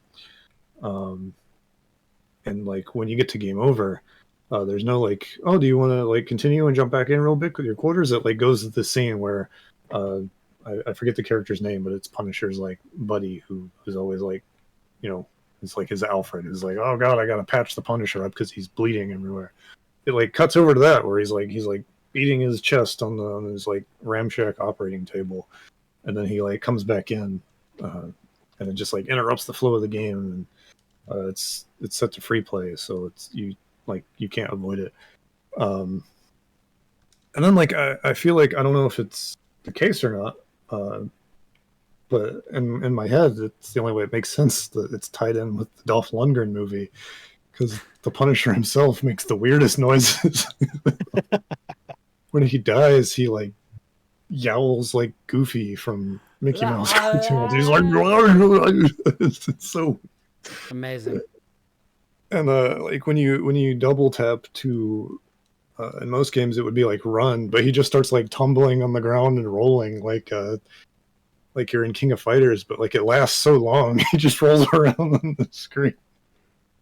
And he's got the Mike Hagger air throw, except it's an Azuna drop, and you have to like hold down to make him do it. And it's like, why does the Punisher is like two Dave Batistas in one person? Why is he doing like a ninja move? And like the enemies are weird, these like ninja ladies, but they like crawl around like they're spiders, and there's these robots that like they detach their heads like slinkies, and there's just, it's like, I mean, this sounds like gold. So it's wild. It's like you put it next to something like Konami's X-Men, which kind of came out around the same time. And this is like peak bankrupt Marvel, you know, desperately licensing, and that's how we got a lot of these awesome video games, and why getting new ones is so difficult now. As it should be. It shouldn't be difficult. They should be going out and having all sorts of weird shit made. They should. Toss your license out there. Do the Warhammer thing. Just anyone at any budget will pitch a Warhammer game, and they'll go, sounds great. Here's what you can do. Off you go. And you get, you know, all sorts of shit like that. But, you know, Disney's shit, nah, mate. You get 6 Star Wars games in a period of 12 years when it used to be like 12 a year. It's stupid. There's definitely something to be said for humility with Marvel, especially because like even before Disney, they were kind of like, turn our nose up, but then you know, we'll put out these weird. They were like with Sega at one point.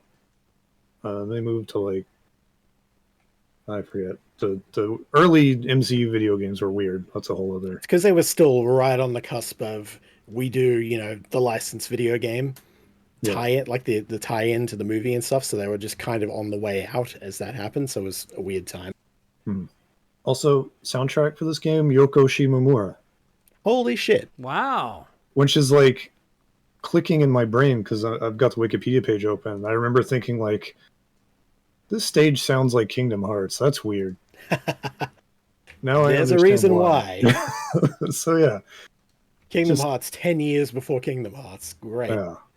There's just so many weird things about like you go back to even the first final fight, and there's like a for lack of a better phrase, like a sense of polish to a lot of these Capcom games. It's like, okay, like they had an idea and they executed on it pretty cleanly, and like there's a consistency to like the way they control and stuff, and just it feels like for the Punisher, just all that goes out of the window, and they're just like fucking throwing ideas out left and right, just throwing them all in.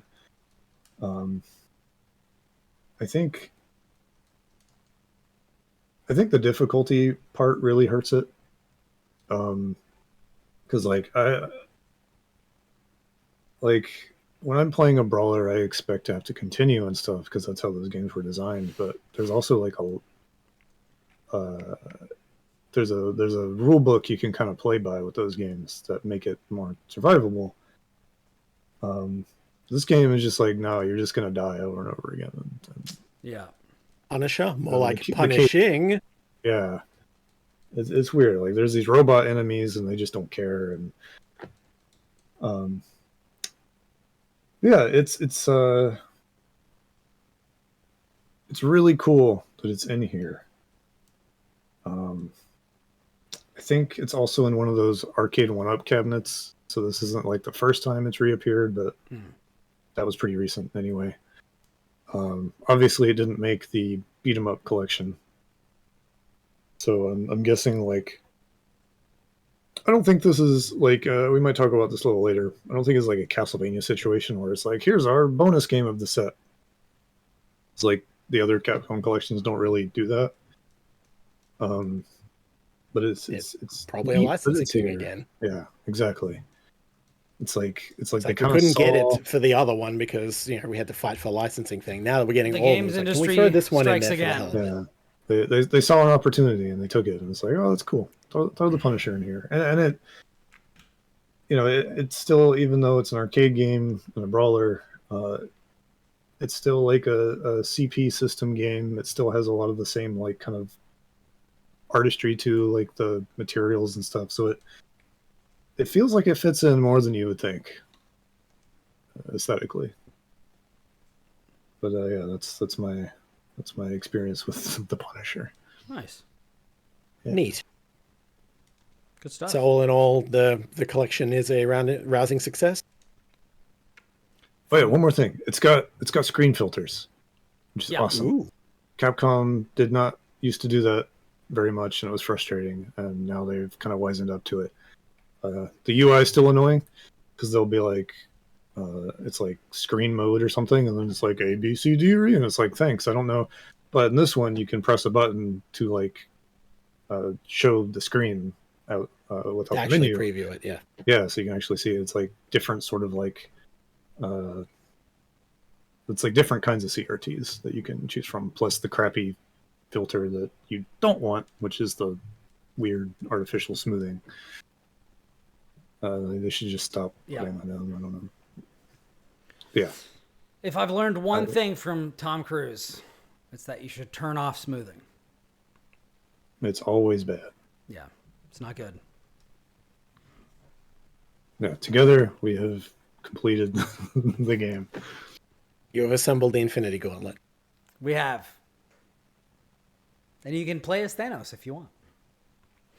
But yeah, it's great. It's great. I love it. I mean, I recommend it if you're even a little interested in checking out some really fun fighting games that have Street Fighter characters and Capcom characters and Marvel characters. Like you can't go wrong. And the collection is not that expensive, so it's not bad. It's good stuff. Oh yeah.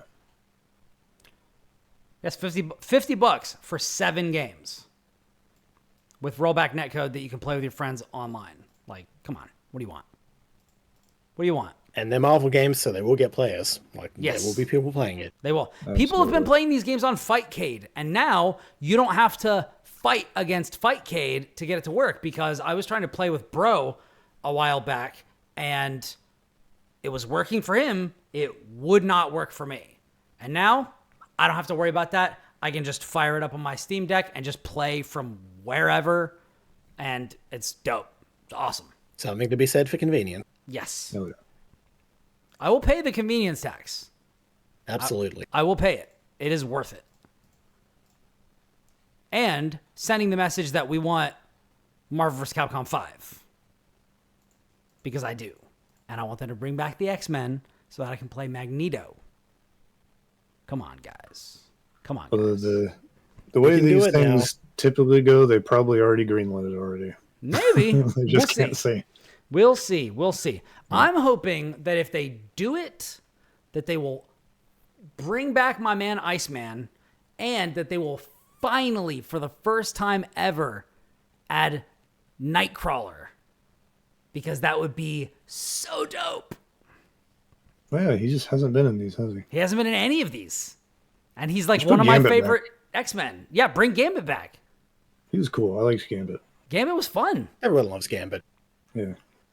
I mean, he was just in, he was just in Deadpool and Wolverine, so... Yeah, get Channing Tatum to do the VO for it. That'd be great. I still need to see that movie. Anyways. It's very good. Let's talk about some other games. Sure. Kris, you said you didn't really have anything else, right? Or you were going to wait I'll briefly spotlight on one just because I think this is going to be really interesting. Okay. So I bought a handful of indie games just to fuck around and find out. And there's one I'm settling on, which I've only played about 90 minutes of it so far. So early verdict and such. But this might be this year's, even though it came out at the end of last year, Cosmic Wheel Sisterhood for me in terms of, this is fascinating. Ooh. And that is called Little Goody Two Shoes. Have either of you played or seen this? I played this at PAX West. Yes. Just got a notification. It's one of those like RPG Maker-y horror games, right? Charlotte, it's not RPG Maker, but it's like slavishly detailed to like classic anime style of like 80s 90s anime with like not quite PC 98, but it looks like in that vague thing. It is a prequel to an RPG Maker game. That's what I was remembering. Wow. Yes, actually, you are correct. They did another game before, which was that. So yeah. So I already recommend this game just because the visuals are a fucking feast for the eyes. Like, it is incredibly gorgeous. You take a look at that Steam trailer, put it up on stream or whatever. Take a look, worth your time. Holy shit. Yeah. And they have slavishly devoted themselves to the style. They have, there's all sorts of there's animated cutscenes interspersed in the game or whatever. It has beautiful sprite art, portraits, all of it. Absolutely fucking gorgeous. I cannot stress that enough. And as for the actual game, it's a horror game. You don't expect it at a glance, and then it's like, and then the fuck shit starts happening. I'm playing the trailer in the corner right now. So when I played this at PAX, I played this at PAX West, not this time, but last time. And at the Square Enix booth when they were showing off Foam Stars and the remaster of that Star Ocean game. And when I was playing this, I was like, this is giving me Count Lucanor vibes. I don't know if either of you played that. I don't think I have, no. So the Count Lucanor is a very cutesy game that is incredibly horrific. It's really, really good. When I saw this, I was like, this is like, oh my God, what is that NIS game that they just came out with where it's like the cute young girl who's like going on an RPG adventure to look for her prince? Lucas, you should know this. I know it. Is it the giraffe something, or am I thinking of something else? You're thinking of something else. Damn it. Oh my I know what you're talking God. about. If Will was here, he would know because he was talking to them. That was the thing that he was the most interested in. Oh my God. Yeah, it's bugging me that I don't know it. I'm like, I swear. I can see it in my mind's eye, but I don't The have graphics title are like for it. very La Pucelle Tactics Yeah. type of stuff. Anyways, this is like the deepest of cuts, so I'm not gonna continue with that. But yeah, this gave me like very much like combining the vibe of the Count Lucanor, which is a game that I highly recommend. I reviewed it for Nintendo back on the Switch when it first came there. I recommend that. And then with the like visuals of like an old like 90s style like Japanese kind of RPG, very, very cutesy type stuff. The like, PC 98 style Yeah. graphics almost. Yeah. Really like that aesthetic. really- I really do. Yeah. It's awesome. It's So I very just- if you want like a modern meme reference point, it is very much I think it's Gundam or something like that, but like I invited you to my birthday party. I'll fucking kill you. Like you know that one that I'm talking about? I The vaguely, guy, the guy in the suit and like the pretty young girl comes up and is like, "Hey, will you come to my party?" And he's like, "I'll kill you." Oh yeah. That's in then Gundam Wing. Yeah. Yeah. Anyways, it's very that. Very that, yeah. It is very So I that. just looked this up now, and so the devs, as you said, Lucas, their first game was an RPG Maker 1 called Pocket Mirror Golden Atom, I think. Yeah, and that recently came out like on Steam and stuff as well. I don't Yeah, know it looks like it just remake got of it or- published. yeah. Yeah, because it came out in like 2016, and it just got published and like re-released like last year, shortly before this Yeah, one. yeah. But yeah, you look at this art style and everything like that, and you think, oh, Japanese. No, they're in Portugal. Yeah. But that's how dedicated they are to the style. It's like, Yeah. holy shit. They channeled it the best that anybody has ever done. Yeah, the like RPG It's- Maker horror There's such a scene for that. intersection. Yeah, it's really cool. It's Like, you- bizarre. there's some bangers like Corpse Party, Yume Nikki is a famous one. Mhm. Omori. There's one that's like I think it's like French, and you play as like it's like a baseball player. Oh, off. Off, yeah, that one's Yeah, super cool. that was almost like an Undertale precursor. Like a lot of the ideas of Undertale were in that first.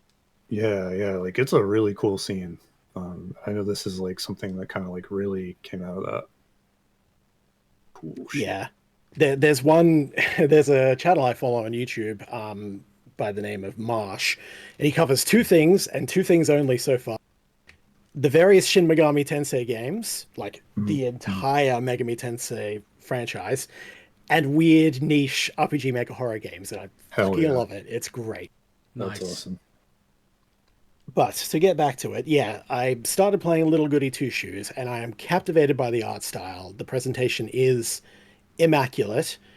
It has gotten, like, it has taken no time at all to have stuff get both tense and sinister, and then really fucking weird in the best possible way.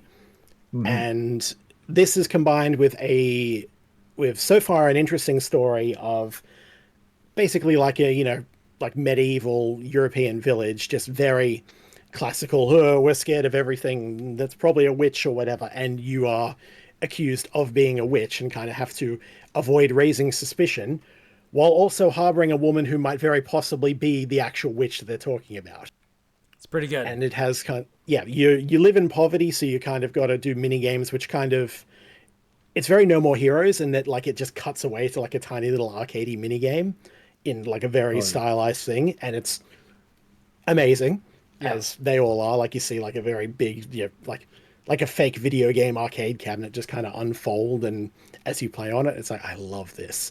I cannot tell you how enamored I am with the art style. It's so cool. Yeah.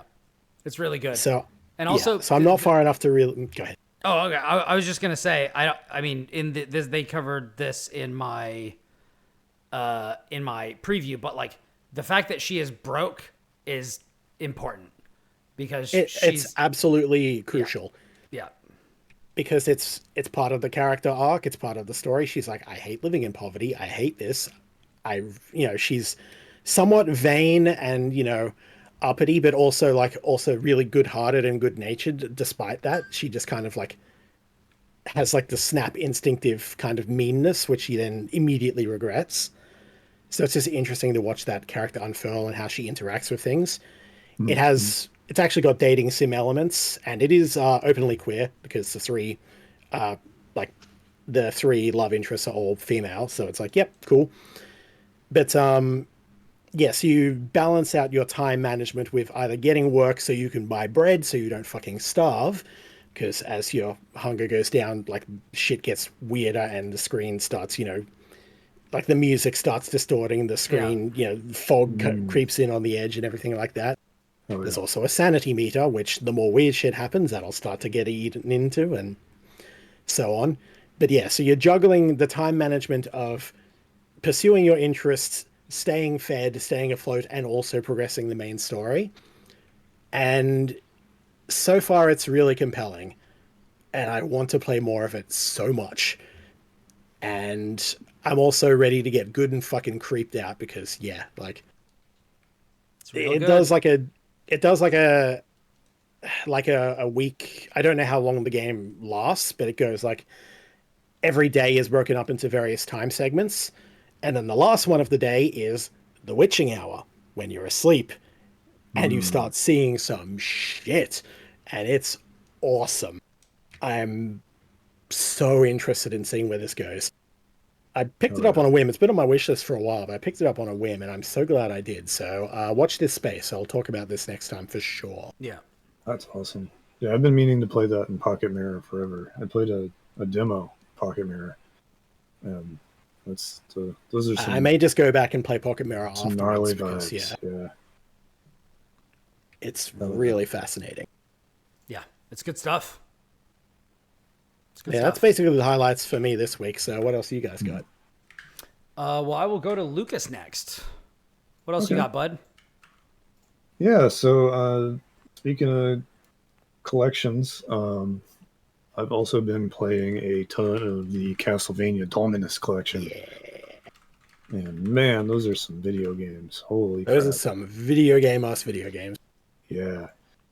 I mean, like speaking of being into history and appreciating all the materials and stuff, I've been all about Konami and its return to video games, mostly being about doing like really well emulated, well curated collections of its old good stuff. It's the same developers who handled the GBA collection for this one. It's all been Okay. done by M2. Yep. M2 has done incredible work in that space for other publishers as well. Just like anything that's based on emulation that has M2 involved is probably very good. And this is like, I want to say, I mean, it's definitely one of the few collections of DS games currently like available. Certainly that I can think of. I think we're still in that point where the DS is like older, but still relatively recent. So you're not getting like the nostalgia collections just yet. Probably more in the next generation. Yeah. Yeah. But like this is I think like you had some on the Wii U, and that was kind of like a no-brainer because it has the touchscreen and everything. So this is like a really notable, I guess, swing at DS emulation, like conceptually, because I didn't you even have think to, about that aspect, honestly. Wow. Yeah. yeah, Yeah. you have to, because you have to do the two screens, and like if you look at like a DS emulator, that's something you are gonna have to tweak to your liking a lot. It'll be like, okay, how do you rearrange the screens? Which ones where, or do you like toggle them with a button, You have like an et cetera, et cetera, overlay. et cetera. Yeah. And M2 does all of that. So you can like go in the menu and kind of toggle what's where. But by default, they do something really cool where they have most of the screen is the action, and then you have sort of like on the side, it's not just the other screen. It's like a mash of 2 second screens. Because the way Castlevania games, these ones go, it's like you have your action, and then you have the map or like other menus. So this one, it's like by default, it's the main screen, and then the map, and then right under it is like your character stats, like their HP and stuff, and then like whatever enemy you're fighting and like some stats there. So it's like they kind of, to I guess the best of their ability, kind of crammed as much information on the screen as they thought was useful, and they did it in like a really thoughtful way. And there's no way to like verify this, but there's scuttlebutt that there's also some like some extra juice on top of the emulation, because the resolution of the visuals is super super high, and there's speculation that there's some porting alongside the emulation going on. And I would believe it, because I'm playing on Switch and it looks incredible. Like DS games blown up don't usually look that good, and these are like sprite-based games, so they have that going for them. But they just look really really good. So just a baseline, like these games are good already, but just the emulation is really good. They justify, or not justify, but the solutions they offered for like touchscreen stuff are pretty solid. Playing on the Switch, you kind of have an advantage because I can just use my finger if I want to. But they also have like the right stick, and the shoulder buttons are kind of the stylus, and you can like toggle the speed of it and stuff. So if you might have to like play around with that. I think on PlayStation you can use the little touchpad in the middle. I imagine the Steam Deck would let you use the touchscreen. I don't know for sure, but there's a lot of options and forethought into it. It's really cool. Nice. There's also a ton of museum material. You can go through. They scanned each region's instruction manual for each game. So hell yeah. Yeah, so it's like the English one, the European one, the Japanese one. Tons of art. Portrait of Ruin, I guess, is where they really kicked on the marketing. So, like, in addition to concept art and the box and the manual, there's like a lot of weird, like, there's like 4-panel manga stuff in there. There's like weird old desktop wallpapers, all kinds of just weird shit that you wouldn't expect. I think they really wanted to push Charles and Jonathan for whatever reason. Yeah, and like, you know, that's one of my favorite ones in the set, weirdly enough. I know that's not usual, but it's probably my least favorite of the 3 that they've picked, but it's by no means bad. So yeah, I think that's like usually how it goes. But like all 3 games are bangers, so like really, yeah, like, this is even better than the GBA collection, because like the GBA collection, easily. Like Aria of Sorrow is one of the best games in the series, hands down, no questions asked. The other 2 you can take or leave, but all 3 of the ones in the Dominus collection are like various shades of good to arguably best. Because in this house we stand Order of Ecclesia, all right? We do indeed. Absolutely. We do indeed. But aside from those, there's also Haunted Castle, which at first is really weird because you're like, wait, you already put Haunted Castle on your arcade collection. Why is this here? It doesn't fit. I know like the earlier one has like Kid Dracula on it, and that's kind of weird, but it just fits because of the chronology of the releases. But why is Haunted Castle there? And then it's like, because we have a just straight up remake, Haunted Castle Rebirth, that M2 made, that's here also for no reason. And it is fucking awesome. It's got all the juice that you could think to remake Haunted Castle for no reason. And it calls to mind that M2 also did a remake of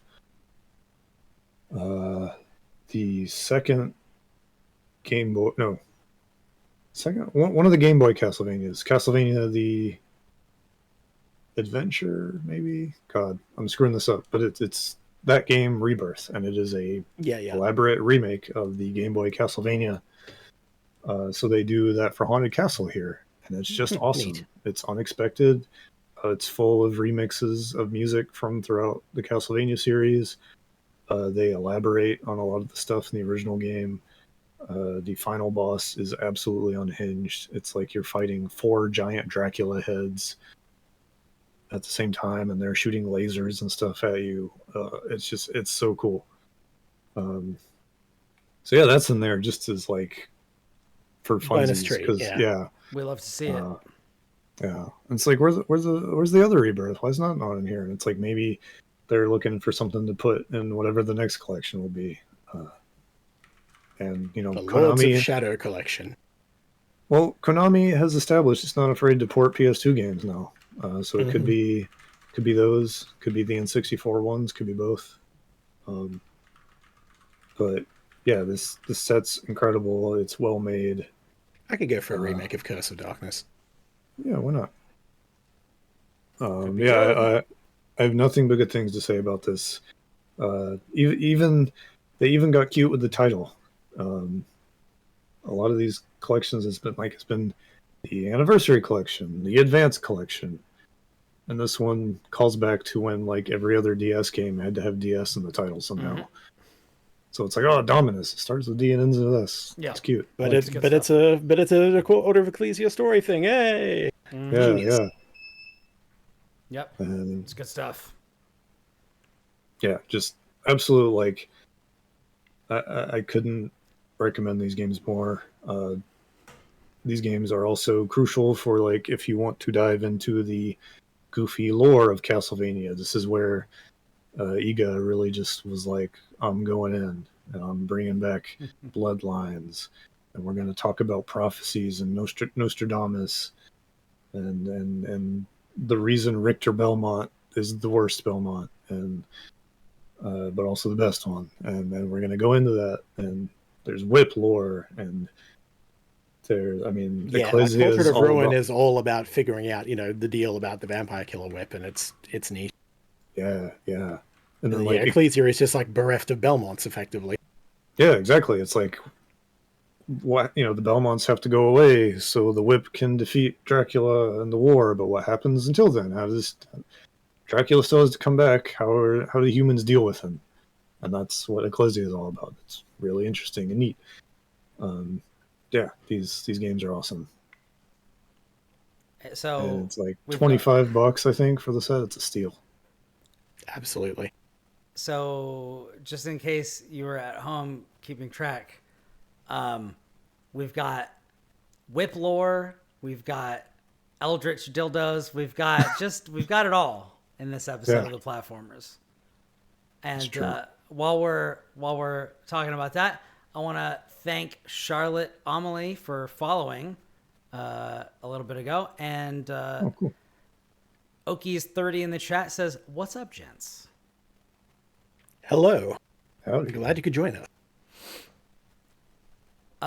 Yeah, this has been a particularly unhinged episode. Although, I feel like we're petering off. We're getting into some more reasonable stuff. But when Lucas says whip lore, I gotta bring us back to the reality that the Platformers is a very unhinged show for unhinged people. Castlevania is the best game series where you whip people in a dungeon. Yes. There you go. Oh, True. Is it though? I mean, if you can think of a better one, then I'm all ears. But like, I mean, the only example that like springs to mind is like Boyfriend Dungeon or something. But I don't think any of I don't think that really compares to some of the best that Castlevania has. No. But I mean, it depends on what you're going for. If you're going for action, if you're going for punishment, but if you're going for a sensual good time, I mean, who's to say? Alucard is very attractive. Yeah, you want a sensual good time, just play Order of Ecclesia for a bit. It's true. You will also get punished and beat up for a bit, but sensual good time. Hold on, she's just gonna hold her hair up in her backless dress as she absorbs some very powerful glyphs. Mm-hmm. I will say that is probably one of the least approachable Castlevanias since like the old ones. Yeah, it's challenging. And it's not cool. like the other ones where you can kind of grind your way past challenges because RPGs grind. Because the RPG mechanics are less forthright in Ecclesia. It was harkened back to some of the older stuff, and it is damn challenging, but it is good. It is so good. Yeah, probably my favorite Castlevania game, to be honest. I played them so far apart I can't really tell, but I would say the Soma Cruz games and Order of Ecclesia are my favorites. And then after one of those is in this collection as well. Yeah, and after one that of the bad art is after that is Symphony of the Night, probably. Although Aria is probably my favorite. I really only count the Castlevania games that copy Metroid, because I'm not talking about that's a mistake. Yeah. Anyways, you got to put Rondo up there. Rondo's pretty fucking good. I played that in like Dracula X Chronicles, I think, on PSP, but I didn't really do a whole lot with it. Maybe I need to go back. Was it the remake that you played, or the like port of the original that's kind of hidden in there? Because I think the PSP the one that you have to unlock after playing one of the other games a while. Mm-hmm. So yeah, but I didn't play a lot of it. It's the same thing with like Super Castlevania 4, where it's like I played it until I got to a room where like the room like spun around and there were a bunch of like instant death spikes all over the place, and Good old mode 7. I couldn't. Yeah. They went so hard on mode 7 in that game. I got really annoyed with that section, and I was just like, I'm done. I see what you're doing. I'm fine. I don't need this. Can't remember if I finished that one or not. I got pretty far. It's good. Yeah. All right. But anyways. You could make an argument for a lot of Castlevanias as the best one easily, because they're all so good. That's kind of the long and short of it. Yeah, it's really just a personal preference on little nuances. That is the thing that I will give, particularly the Game Boy Advance and DS era Castlevania games, is as much as Super Metroid is like the pinnacle of the genre for me, like Super Metroid and then also Hollow Knight are like the pinnacle of the genre for me. Like the thing that Castlevania has is, although it doesn't hit the highs of the best of Metroid, it is easily the most consistent, like the most reliably of quality of the series, because Metroid is all over the place with that. Like it is just, you never really know what you're going to get. There are three really, there are two like really great Metroid games. There are two pretty good Metroid games. There are some fucking terrible ones. And there are some ones that are okay, but are not really the same. I'm talking about Prime games. I want to see the revisitations on other M. You would have to pay me to play that game, probably. I bet you it's better in Japanese. It's the funny thing, because the localization just botched so much, and it is not nearly as insufferably bad in the actual Japanese talk about it. So yeah, still not good, but it's on Wii, which is automatic. That lowers you like 2 full letter grades just on its own. Ooh, it's on Wii, and it uses the Wiimote held sideways like a classic controller, except when you need to aim in your first-person missile mode. Terrible. That's pretty wild. Just awful. But as a result, you don't have like a thumbstick. It's like an 8-directional game. It's bizarre. Yeah. No. I am... Lucas, you should know I am such a Wii hater. I bought Wiis at 2 different times in my life, and I sold both of them within the month. What the hell? I was like, I'm gonna try. And then I was like, fuck this console. And I bought it from the store and then I sold it to a friend. And then that friend played like everything. The entire generation went past. And then I was like, ugh, everybody's talking about Galaxy. Everybody's talking about these other games that are on Wii that are supposed to be really good. Galaxy is Let me excellent. buy it. Let me try to play it. And I did. And when I tell you, I played for like 10 minutes and was like, fuck this. And I was like, I'm selling this again. I hate it. The Wii is maybe my least favorite console of all time of the ones that I've actually owned. So Good sicko stuff on there. Good sicko There stuff. is.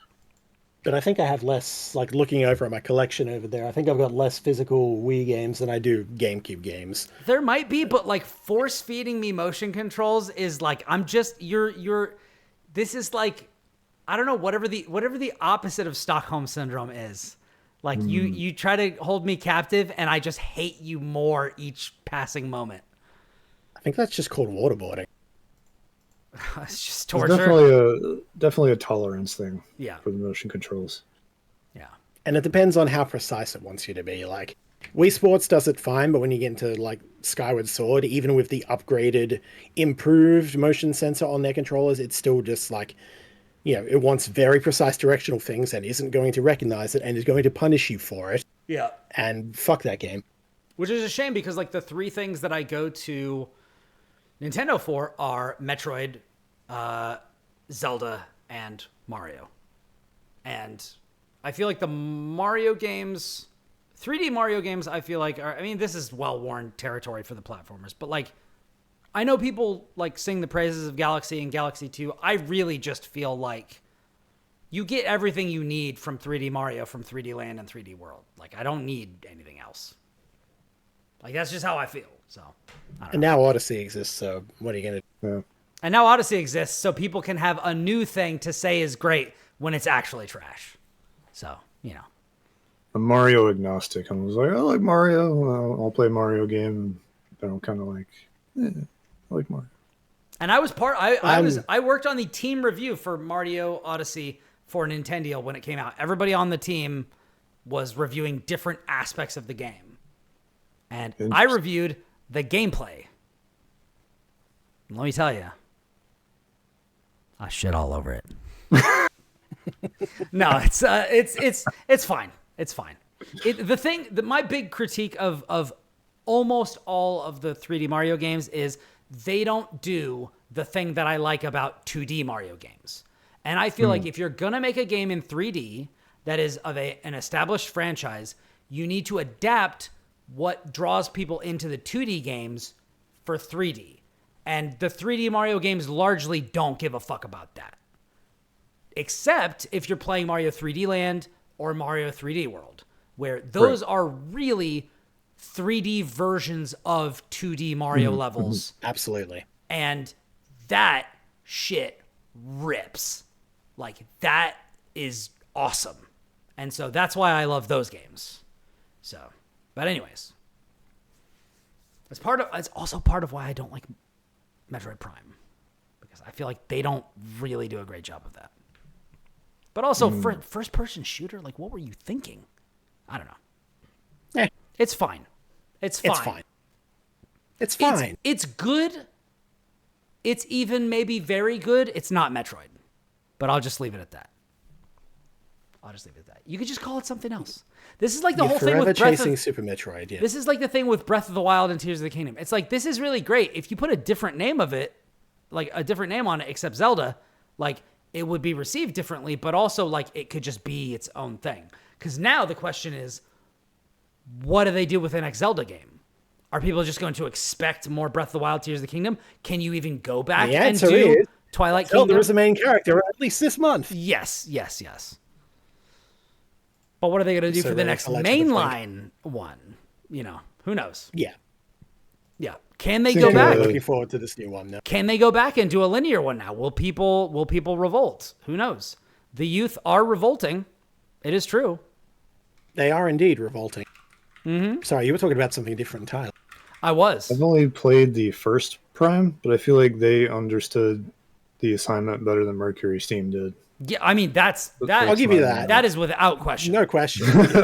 That is without question. At least on the first outing, I feel like they did a lot better with Dread. But I mean, who knows? Prime might still be a better understanding. I still can't forgive the ending of Samus Returns. Like, yeah, just did not understand the assignment. Whoosh. I know what you wanted to do and why you wanted to do this, but my God, read the room. Yeah. Anyways, we've been talking about Castlevania Dominus Collection for like 20 minutes and some other things. And some tangents. And some other things. I should probably talk about some other stuff, but I need to excuse myself. So if you gentlemen will vamp for a little bit, I'll be back in a second. I can do that. Okay. So I'll take the opportunity then to shit on Gearbox. Oh boy. So what did they do this time? Lucas, I've talked about Risk of Rain probably the most recently. Mm-hmm. I don't know how much you know about this. I saw there was some controversy. My understanding is there were some snaggles, some glitches, some bugs, that kind of stuff. Yeah. And so, Randy Pitchford was just like, I mean, we just kind of ignored them. We know they're there. I'm just going to be a dickhead on Twitter and continue to just, drag any sense of credibility into the fucking ground. Why is he... I hate him. I hate him so much. He's such a character. He's such a character, and not a good character. One of those characters with the really punchable faces, Yeah, he's definitely got, like, weird used car salesman vibes. Yeah. And also just, creep and abuser and... Right. But rich. So he gets away with it. He really does fail upwards. You'd think some of the things that happened would have done him in by now. You'd think, but yeah. And Gearbox as a whole, I'm very, very open to going on record and saying Gearbox as a whole are just frauds. Like, the only thing they ever managed to pull off is Borderlands, and even a lot of that is just kind of questionable. For sure.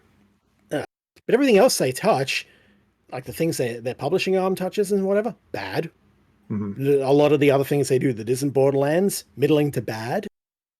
Like, they had the land speed record for indie is acquired by AAA, price immediately doubles, collector's edition comes out, game gets worse, this being for We Happy Few. Oh, yeah. And, yeah. And unfortunately, Risk of Rain is now suffering from this as well. So, the story goes that the first two Risk of Rains, and I don't know about Returns, were developed by a small studio called Hopoo Games. And they were really good. They're both really good, but Risk of Rain 2, as I've said, is probably my favorite roguelite. Like, I adore that game, and I have been dabbling back in it again ever since talking about it and playing Returns. So this is the one you were talking about, like, last time, or the time before? One of, yeah. Yeah. Okay. So I'm talking specifically about Risk of Rain 2 today, which is the one where they went from 2D to 3D, and it's awesome. So what happened with that is that the game, Hopoo Games made it. It's awesome. It's great. Released the first DLC, really good additions, really solid, generally just really good. There's a couple of free updates here and there, which they added a couple of stages and things like that. Always generally good. And then they sold the rights and continued support of the game off to Gearbox. I don't know exactly when in the timeline this is. I don't know if this was before or after Risk of Rain Returns. I don't know if they were involved in it. But practically unknown to me at the time, when I last talked about it, like on the last episode, pretty much a day later, Risk of Rain 2 got a new DLC, which is the first one developed pretty much entirely by Gearbox in-house or whoever they're licensing out to. It's bad. It's just Oh bad. no. So the new additions are okay at best, but in a lot of ways, like I've seen some feedback and I kind of agree that they kind of they're additions for the sake of additions. Whereas everything that Hoppu added in the first DLC was like an actual evolution of the gameplay. Like we are adding an item here that fills a good niche that there was a gap in before. We are having a system where you can change certain items into others for, a trade-off cost benefit analysis thing, and it's a good system. The new stuff in this one is generally just kind of either fills gaps which don't need filling, either way too strong or way too weak, and the characters and stages are just like they seem okay. I admittedly have not played too much of it. I pretty much turned it off almost immediately. Because, yeah. In addition, it's buggy as hell. And a lot of those bugs carry over to the base game and previous stuff as well. And they've said, Oh yep, we no. acknowledge this. We are going to make a patch or whatever. But I've noticed all sorts of little weird oddities from things like, sounds and graphics being off to whole things where I started a new file, like a new progression file entirely. I don't think I can unlock one of the characters on that file until they fix a bug, because it requires you taking an item from stage 1 to stage 4, and if your health drops below half, this item suddenly detonates and kills you. For whatever reason, when I kill a boss, this just detonates and kills me instantly, no matter what my health is. Oh no. So, I can't do that. So it's like, yeah. So they just really stepped on it. They just really stepped on it. And, like, I watched the reviews on that start at mixed and just got into mostly negative. It's not well received, and it's just such a shame because Risk of Rain 2 absolutely rips. Buy the game, buy the first DLC, skip the second one, and Gearbox are frauds. That's it. Wow. That's a shame. So yeah, Damn. there's a little tangent for you to fill air. And so what was it that Randy Pitchford said? I don't Then? know. I didn't pay any Okay. attention to him. I try not to. The last I saw, he was, trying to defend the Borderlands movie, which, lol, said Chris Lamau. He got into it with some people about that. I thought it was really funny. I mean, when is Randy Pitchford not getting into it with somebody? Yeah, we did mention that. There was a whole lawsuit and everything about it. Number one customer of medieval time. That's my favorite. You guys want to see some close-up magic? All right, so that was Risk of Rain DLC. That was Risk of Rain DLC. Awesome. Risk of Rain 2 DLC specifically. Awesome. I don't even remember the name of the actual DLC. I don't care to actually learn it. Nice. I think it's Seekers of the Storm. It is Seekers of the Storm. I'll forget it immediately. Play Survivors of the Void. That's the first one. Yeah. Anyway, welcome back, Brian. What you got for us? I've got a silly little game that is a follow-up to a game that I reviewed previously. Let's see.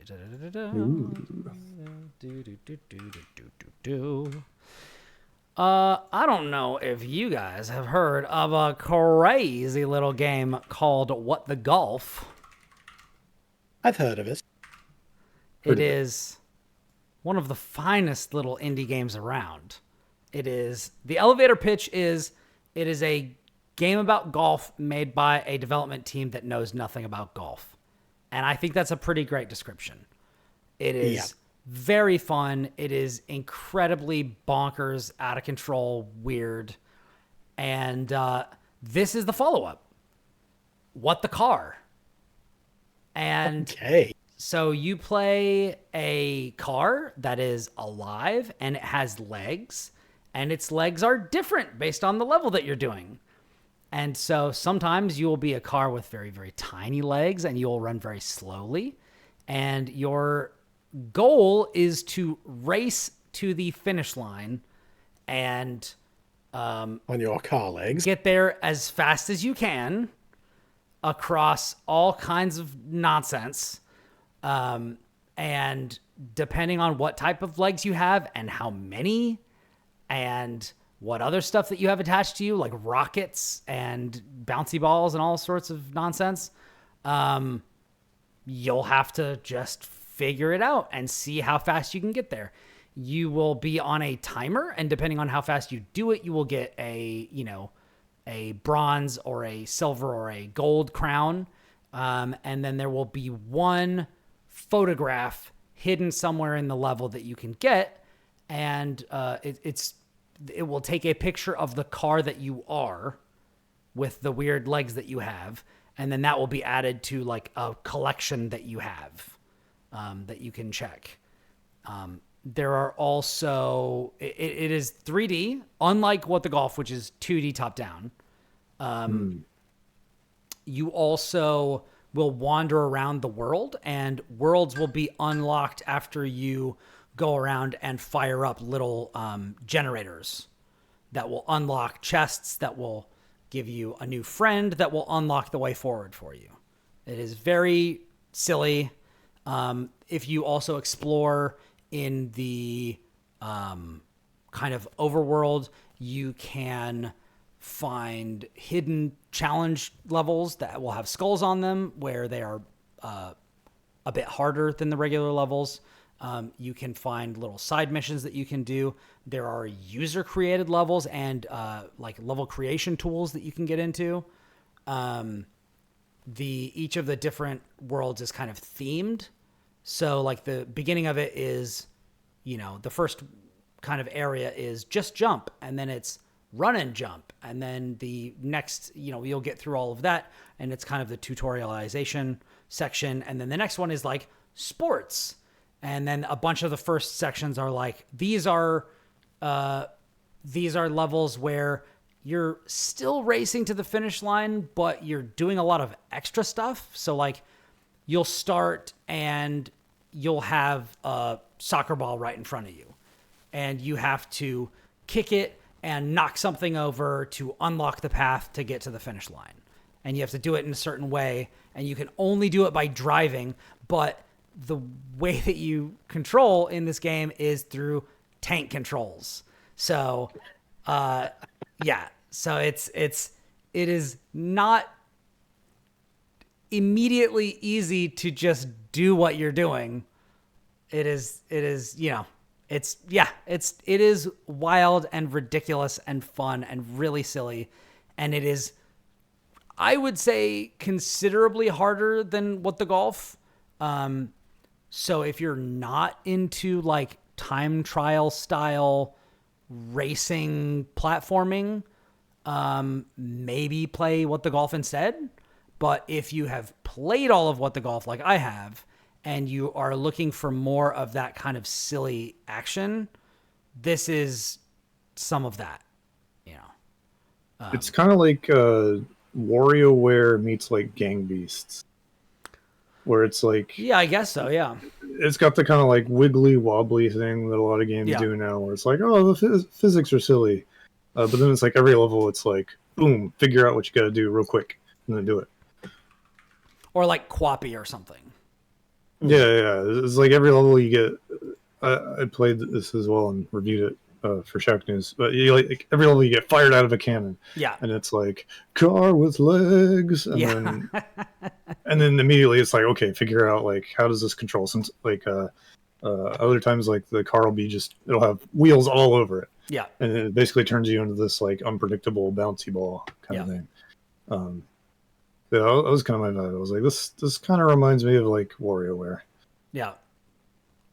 It's like sometimes it's like really funny and the mechanics work and it's just like, oh, this is great. And then other times it's like, okay, I get it. Mad frustrating. Yeah, and it's like, this is just annoying to play. I'm not having fun anymore. Yeah. And then like 5 seconds later, it's something else that works. Yeah. Like, oh. Like the first when I got to the end of the first section right before the first generator, and they give you like a trampoline level, and it's like, this is awesome. And like if you time your jump on the trampoline perfectly, he does like the splits in the air, and it's like, this is great. This is great. Or like you'll do it at another timing, and he'll like have one of his legs stretched out to the side, and both of his doors will open, And it's like, it's just great. It's just really great. There's one I liked. A lot of times you'll get like a rocket booster, and it's like, oh, you hold down and it shoots, and you're kind of controlling the direction the rocket's shooting. Then there's like a twist on it later where instead of a rocket, it's the car is sneezing, and so you do the same thing but in like little bursts where you're kind of influeing the direction it goes. Yeah. And it sounds positively unhinged. It's very silly. It is, and it is. I mean, that's exactly what I wanted from it. It is one of those games where if you're just trying to if you don't care about your score and you're just trying to get to the end of the level, it's not that hard. If you're trying to get gold time and you're trying to get the photograph, it's tough. Like, it is tough. You will have to start over a lot. And every time you start over, you start from the beginning of the level, which the levels are short, but they're not easy. And there are a bunch of like jumps and stuff that you can miss, particularly because as your legs change, your jump distances will change. So like you'll start with like normal legs and then you'll go to short legs. And it's like, okay, I have tiny hops. So like I have to get used to that and the way that it controls. And then I have giant legs, and now you'll just overshoot where you were going for. And one time I was trying to get onto an island and I like jumped at the last moment to use the ramp. And I literally just launched over the island and into the sea. And I had to start the whole level over again. And it's like, man, okay, so I have to start earlier. So how much earlier do I have to do? And it's just trial and error in a way that I don't love. But I also, the spirit of the first game is still here. I just think that the first game is definitely a more perfect encapsulation of what they were doing. I don't know, Lucas, if you played What the Golf. I did not. Okay.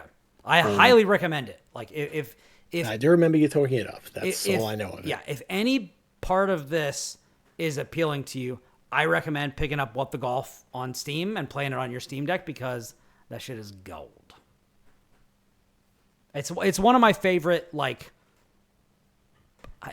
it's hard to even call it a puzzle game, but like it's one of my favorite of those that I've ever played. It's really, really something special. Puzzle platformer, I don't know. Video game genres are notoriously bad. We know. But I mean, even if you're satisfied with video game genres, like this doesn't really fit. It fits in like 7 genres, and it doesn't really fit in any of those. It's like parts of this, parts of that, you know. But yeah, I mean, I highly recommend it, and I would recommend it a wiggly game. A wiggly game. Wiggly game, yeah. I put it in there with like gang beasts and human fall flat, and God, there was another one. Yeah, God, what was it? Crush House was one I played recently. That was kind of like, look at the silly wiggly physicsy things happening. And then there's like other genre stuff kind of bolted on. All right. I mean, well, Fall Guys. Since you're Fall Guys, that's another one. Since you're coining the wiggly game thing, I'm gonna coin my own thing, and I'm gonna call this a weird 'em up. A weird 'em up. Okay, that's a good one. So there you go. Write that down. I wrote it down. That's fine. Wait, hold on. TM. So. Copyright 2024. Platforms podcast. Brian Barnett. Yeah. But yeah, this is the latest in a very wonderful new genre, brand new genre called weird 'em ups. It's great.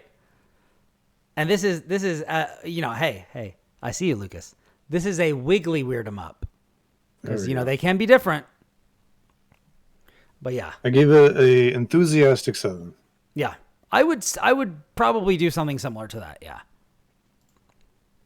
But I would also say, like, look at a video of it. If this looks like your thing, it's going to be extremely your thing. Just be ready to, like, you're going to have to struggle with the controls a little bit to kind of get the feel for it. And then even still, they're going to throw a bunch of weird stuff at you. That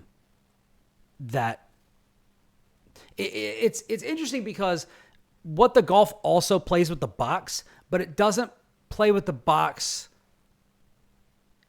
it doesn't play with your tools. It plays with the box. What the car plays with your tools. It's like, okay, I have your you have a parameters hammer. change every time. That's no good. You have a hammer, but your hammer is like twice as heavy now. Okay, now it's twice as light. Okay, now you don't have a hammer and instead you have a screwdriver. And it's like that's what they're kind of doing with this. Whereas what the golf is like, you have the same tools, but we're completely changing the game every level. Like what you have to do is totally different, but the mechanics are always the same. Yeah, here it's always messing with the mechanics. Yeah. So this is like the other side of that coin, which I think is interesting, and I think that is worth exploring. I just feel like overall it's less successful than What the Golf. So if I had to recommend one, I would definitely recommend that. But with the character creation, the level creation tools, and being able to share levels with other people, and they have said that with What the Car, they are going to be introducing little like kind of free expansions all the time, which they did with What the Golf. Like there are like 7 or like 5 or 7 like little expansions based on different stuff. Like there's an Among Us one. There's like a Christmas time hockey one or something in What the Golf. Like there's all kinds of stuff where you can go in and have like development team created new stuff. And then like every Sunday they will have like a challenge level that you can do on like a time trial or something. So like they're very good at putting like new stuff out there, and it's all good. Like it's all interesting and good and weird. So like I believe that they are going to support this. So if you like this, they're going to give you more of that. They're going to make sure that you get, you're definitely going to get your money's worth. But if I had to like point to which of the two I think is better, I think What the Golf is still better. But Seems fair. Yeah. Real good though. Real fun.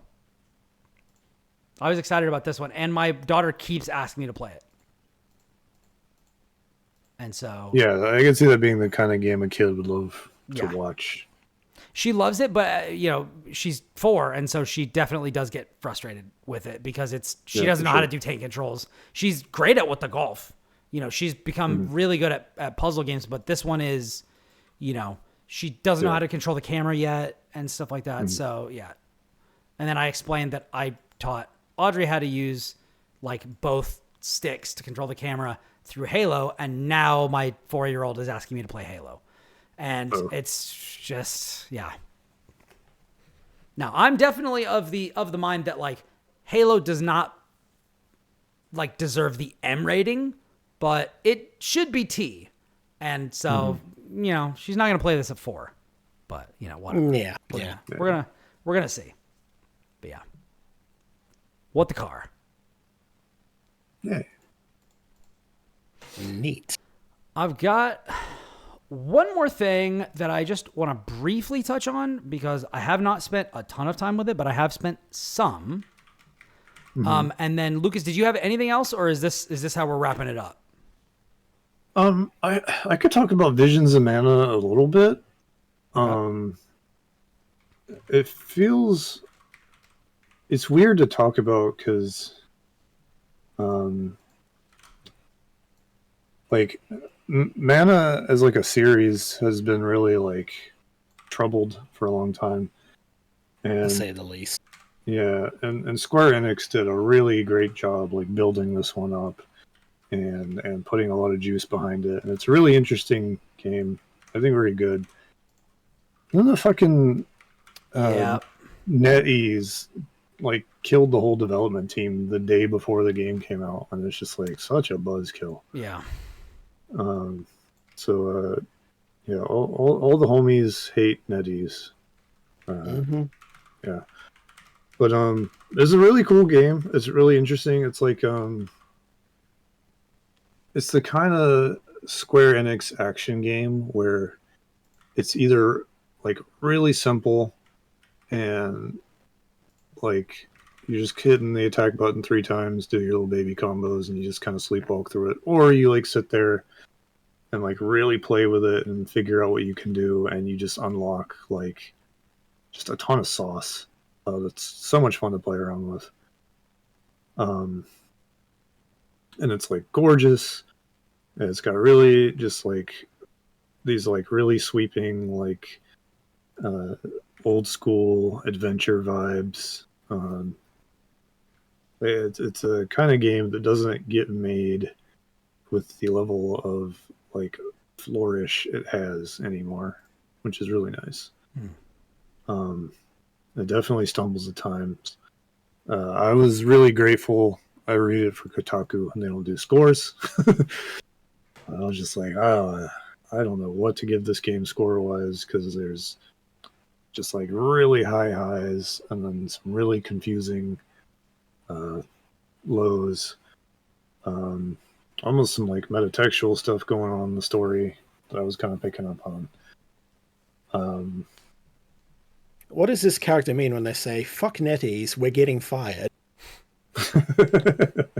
It's so crazy. Yeah, that's just like, it's some like if you look into it, they're not really related. It's not like, oh, this game didn't review high enough or whatever, so we're shutting it down. It's like the timing is just bad.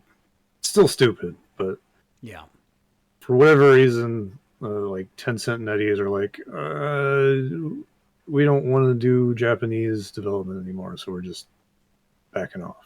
Just real I don't even think people were that in the know of the fact that the studio was owned by NetEase prior to that moment, and then we're just like, wait, what?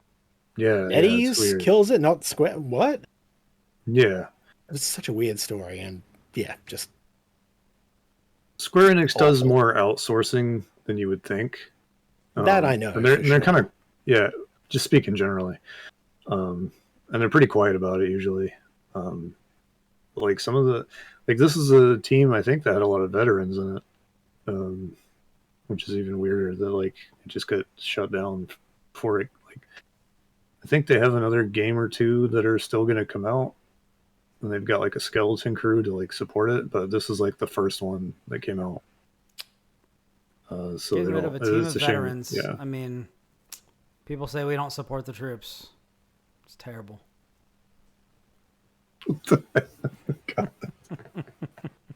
However you want to spin that saying, it's accurate though. Let's be real.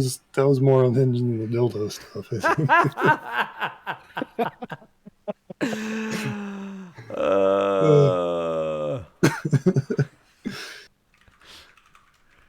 Yeah, I think like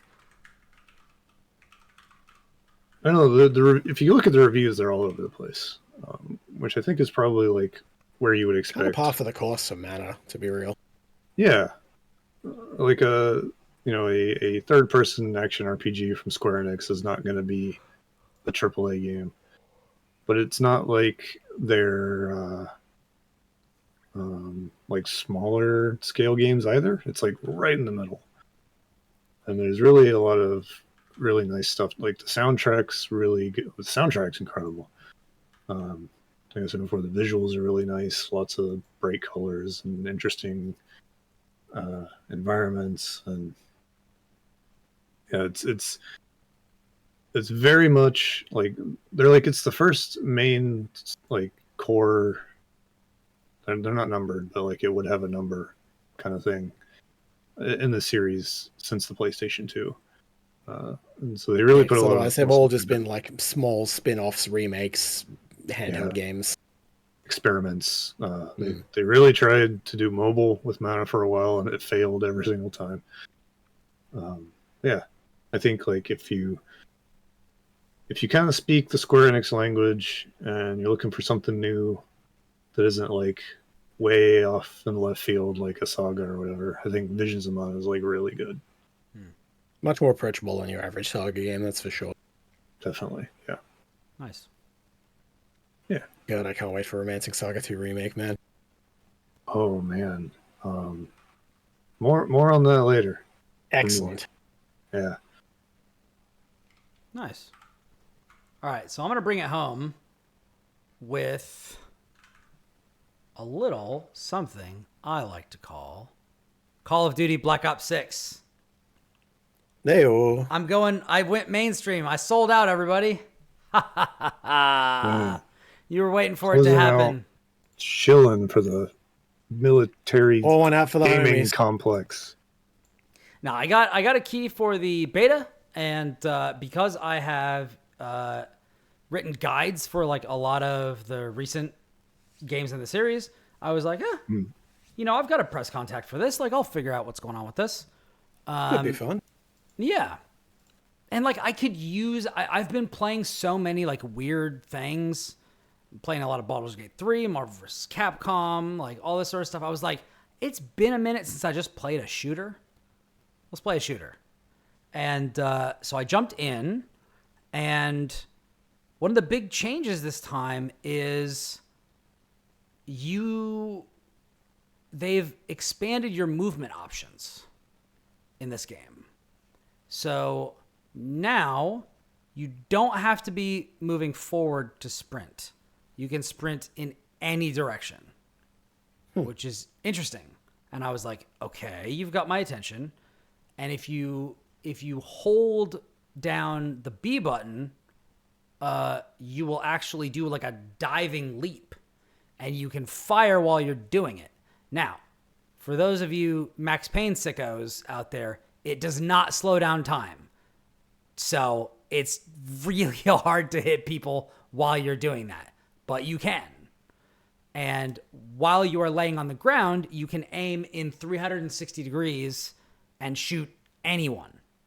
So they are trying to give you a more flexible move set while staying grounded. So you're not going to be doing any wall running. You're not going to be doing any of that sort of stuff. R.I.P. in peace, Titanfall. In nomine Patri et Filii Spiritus Sancti. You know, all that sort of stuff. But unfortunately, that is not where we are at. But within the bounds of this is a grounded game set in like the 90s, you're going to have more modern weapons. You're going to kind of split the difference from classic, like kind of Vietnam and other eras, you know, like Cold War era Black Ops stuff and your modern warfare. You're going to split the difference between that, but you're going to have increased movement options without going to like, you know, Black Ops 4 futuristic or advanced warfare or infinite warfare. Like you're not going to have that sort of stuff. And so I feel like this, to me, in what I have played so far, feels like a really nice balance between more expressive movement and like not, you don't have to look up and see somebody like scaling a mountain to shoot you in the face. So I played some matches in the train yard level, which is a lot of fun. There's a lot of like train cars that you can just jump through and people chucking grenades and all sorts of stuff. I have noticed people talking on social media about there being some cheating problems on PC. I'm playing it on Xbox. I have not experienced any of that, which is nice. I don't know what they're going to do about crossplay or anything like that. I'm just doing it stock options. But yeah, so I haven't played like extensively, but what I have played, super fun. Like the guns feel good, combat feels good, movement feels good. It's just fun. So yeah, say we will about Call of Duty, and we can say a lot. Yeah.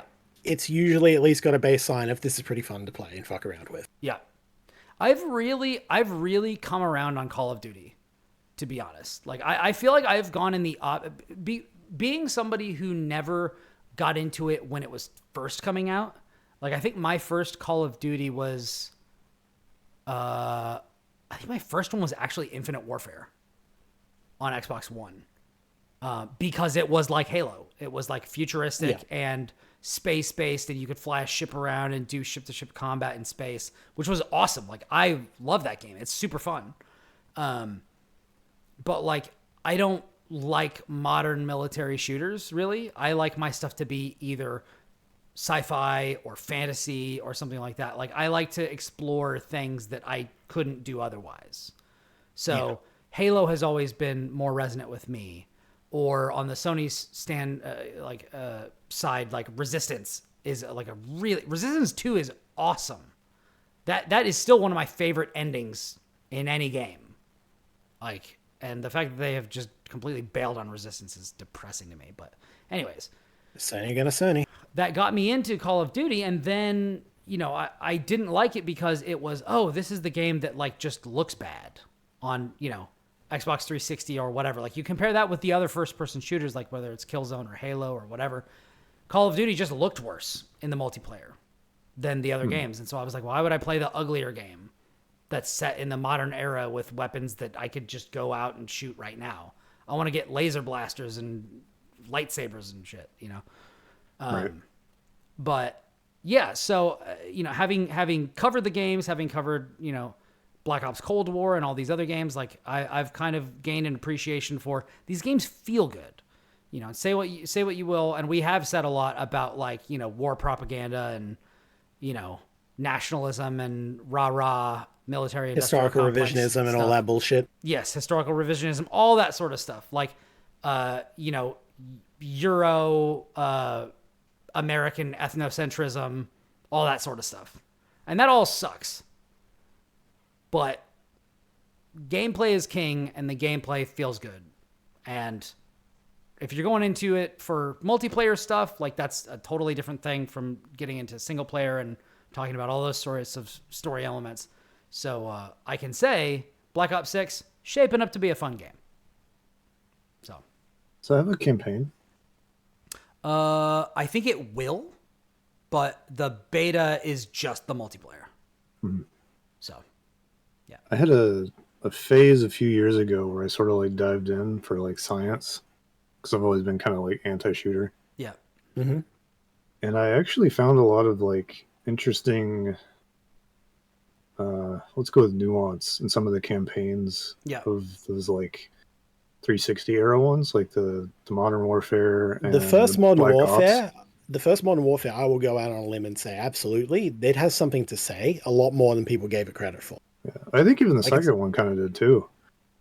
Like I remember, like the way they kind of depicted a like war on like American turf, like fast food restaurants everywhere and stuff, and then just like the way they kind of were like, they really point to a lot of similar stuff.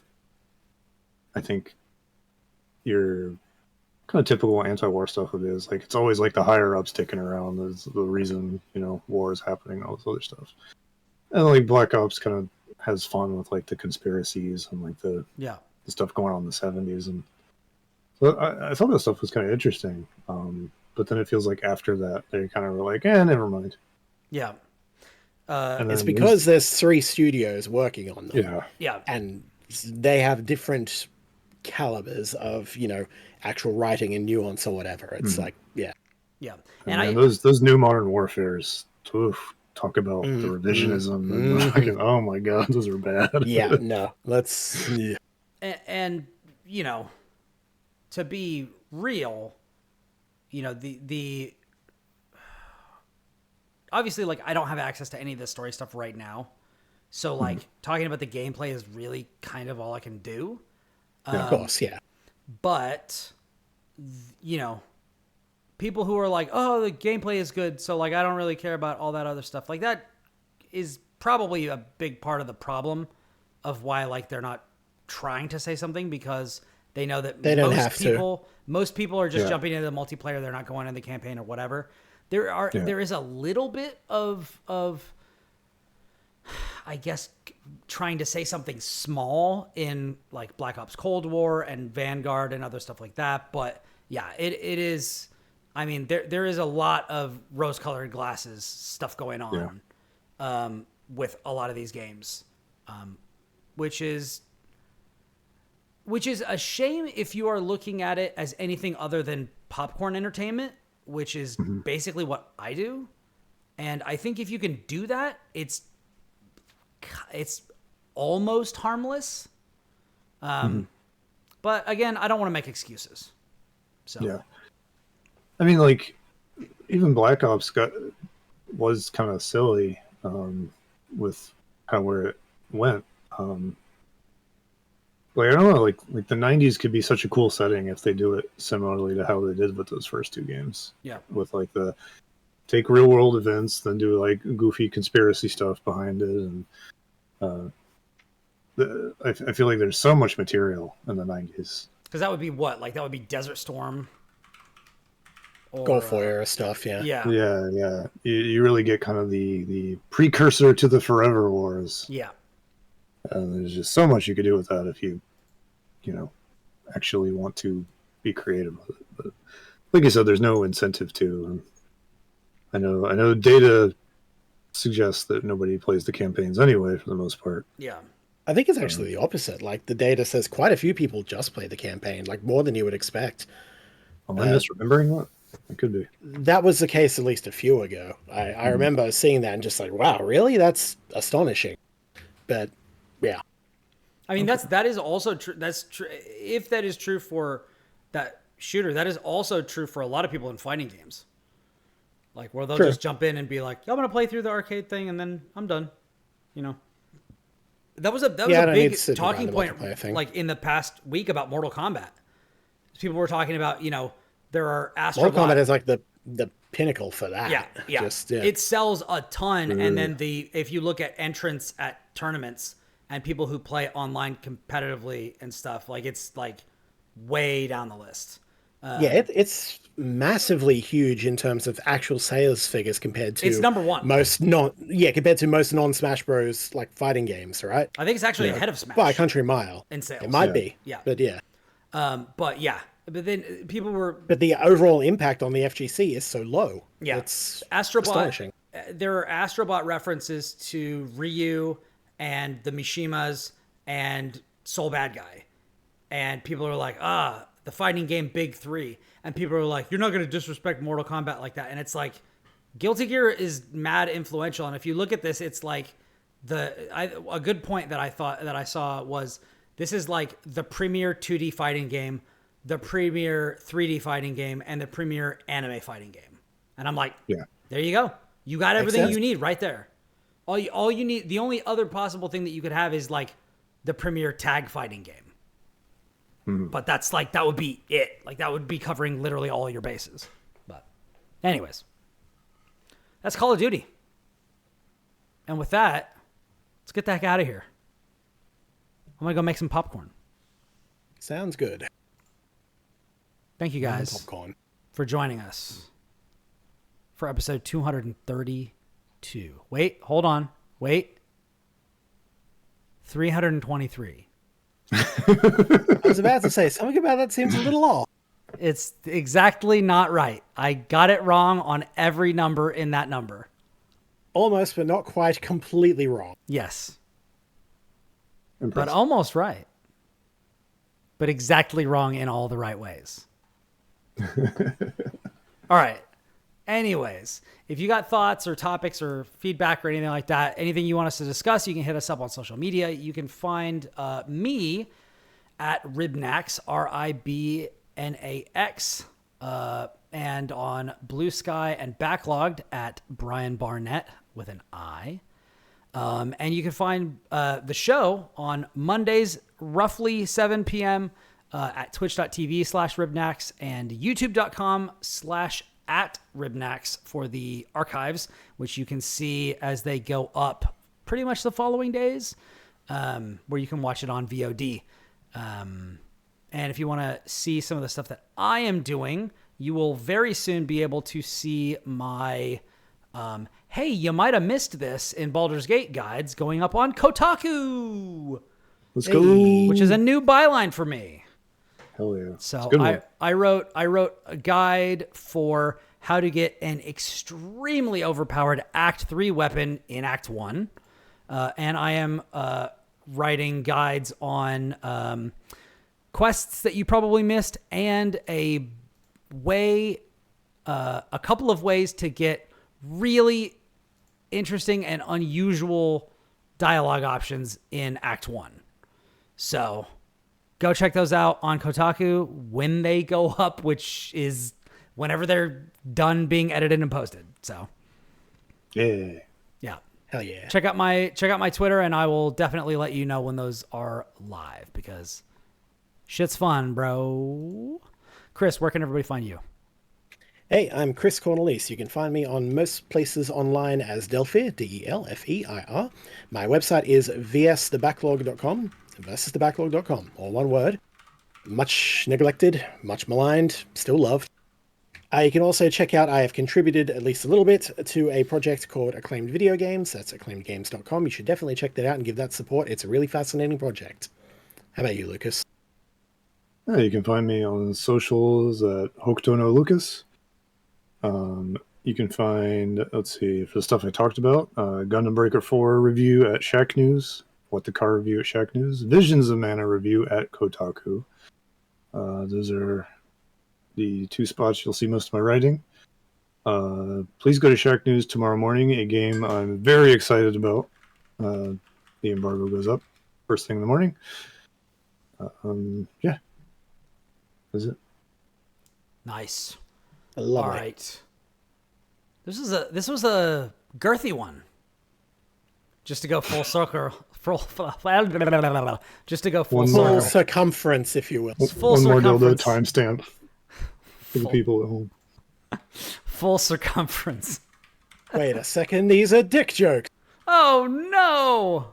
How could they do this to us? Very easily and repeatedly. Just in and out, in and out. Anyways. Back and forth. Yep.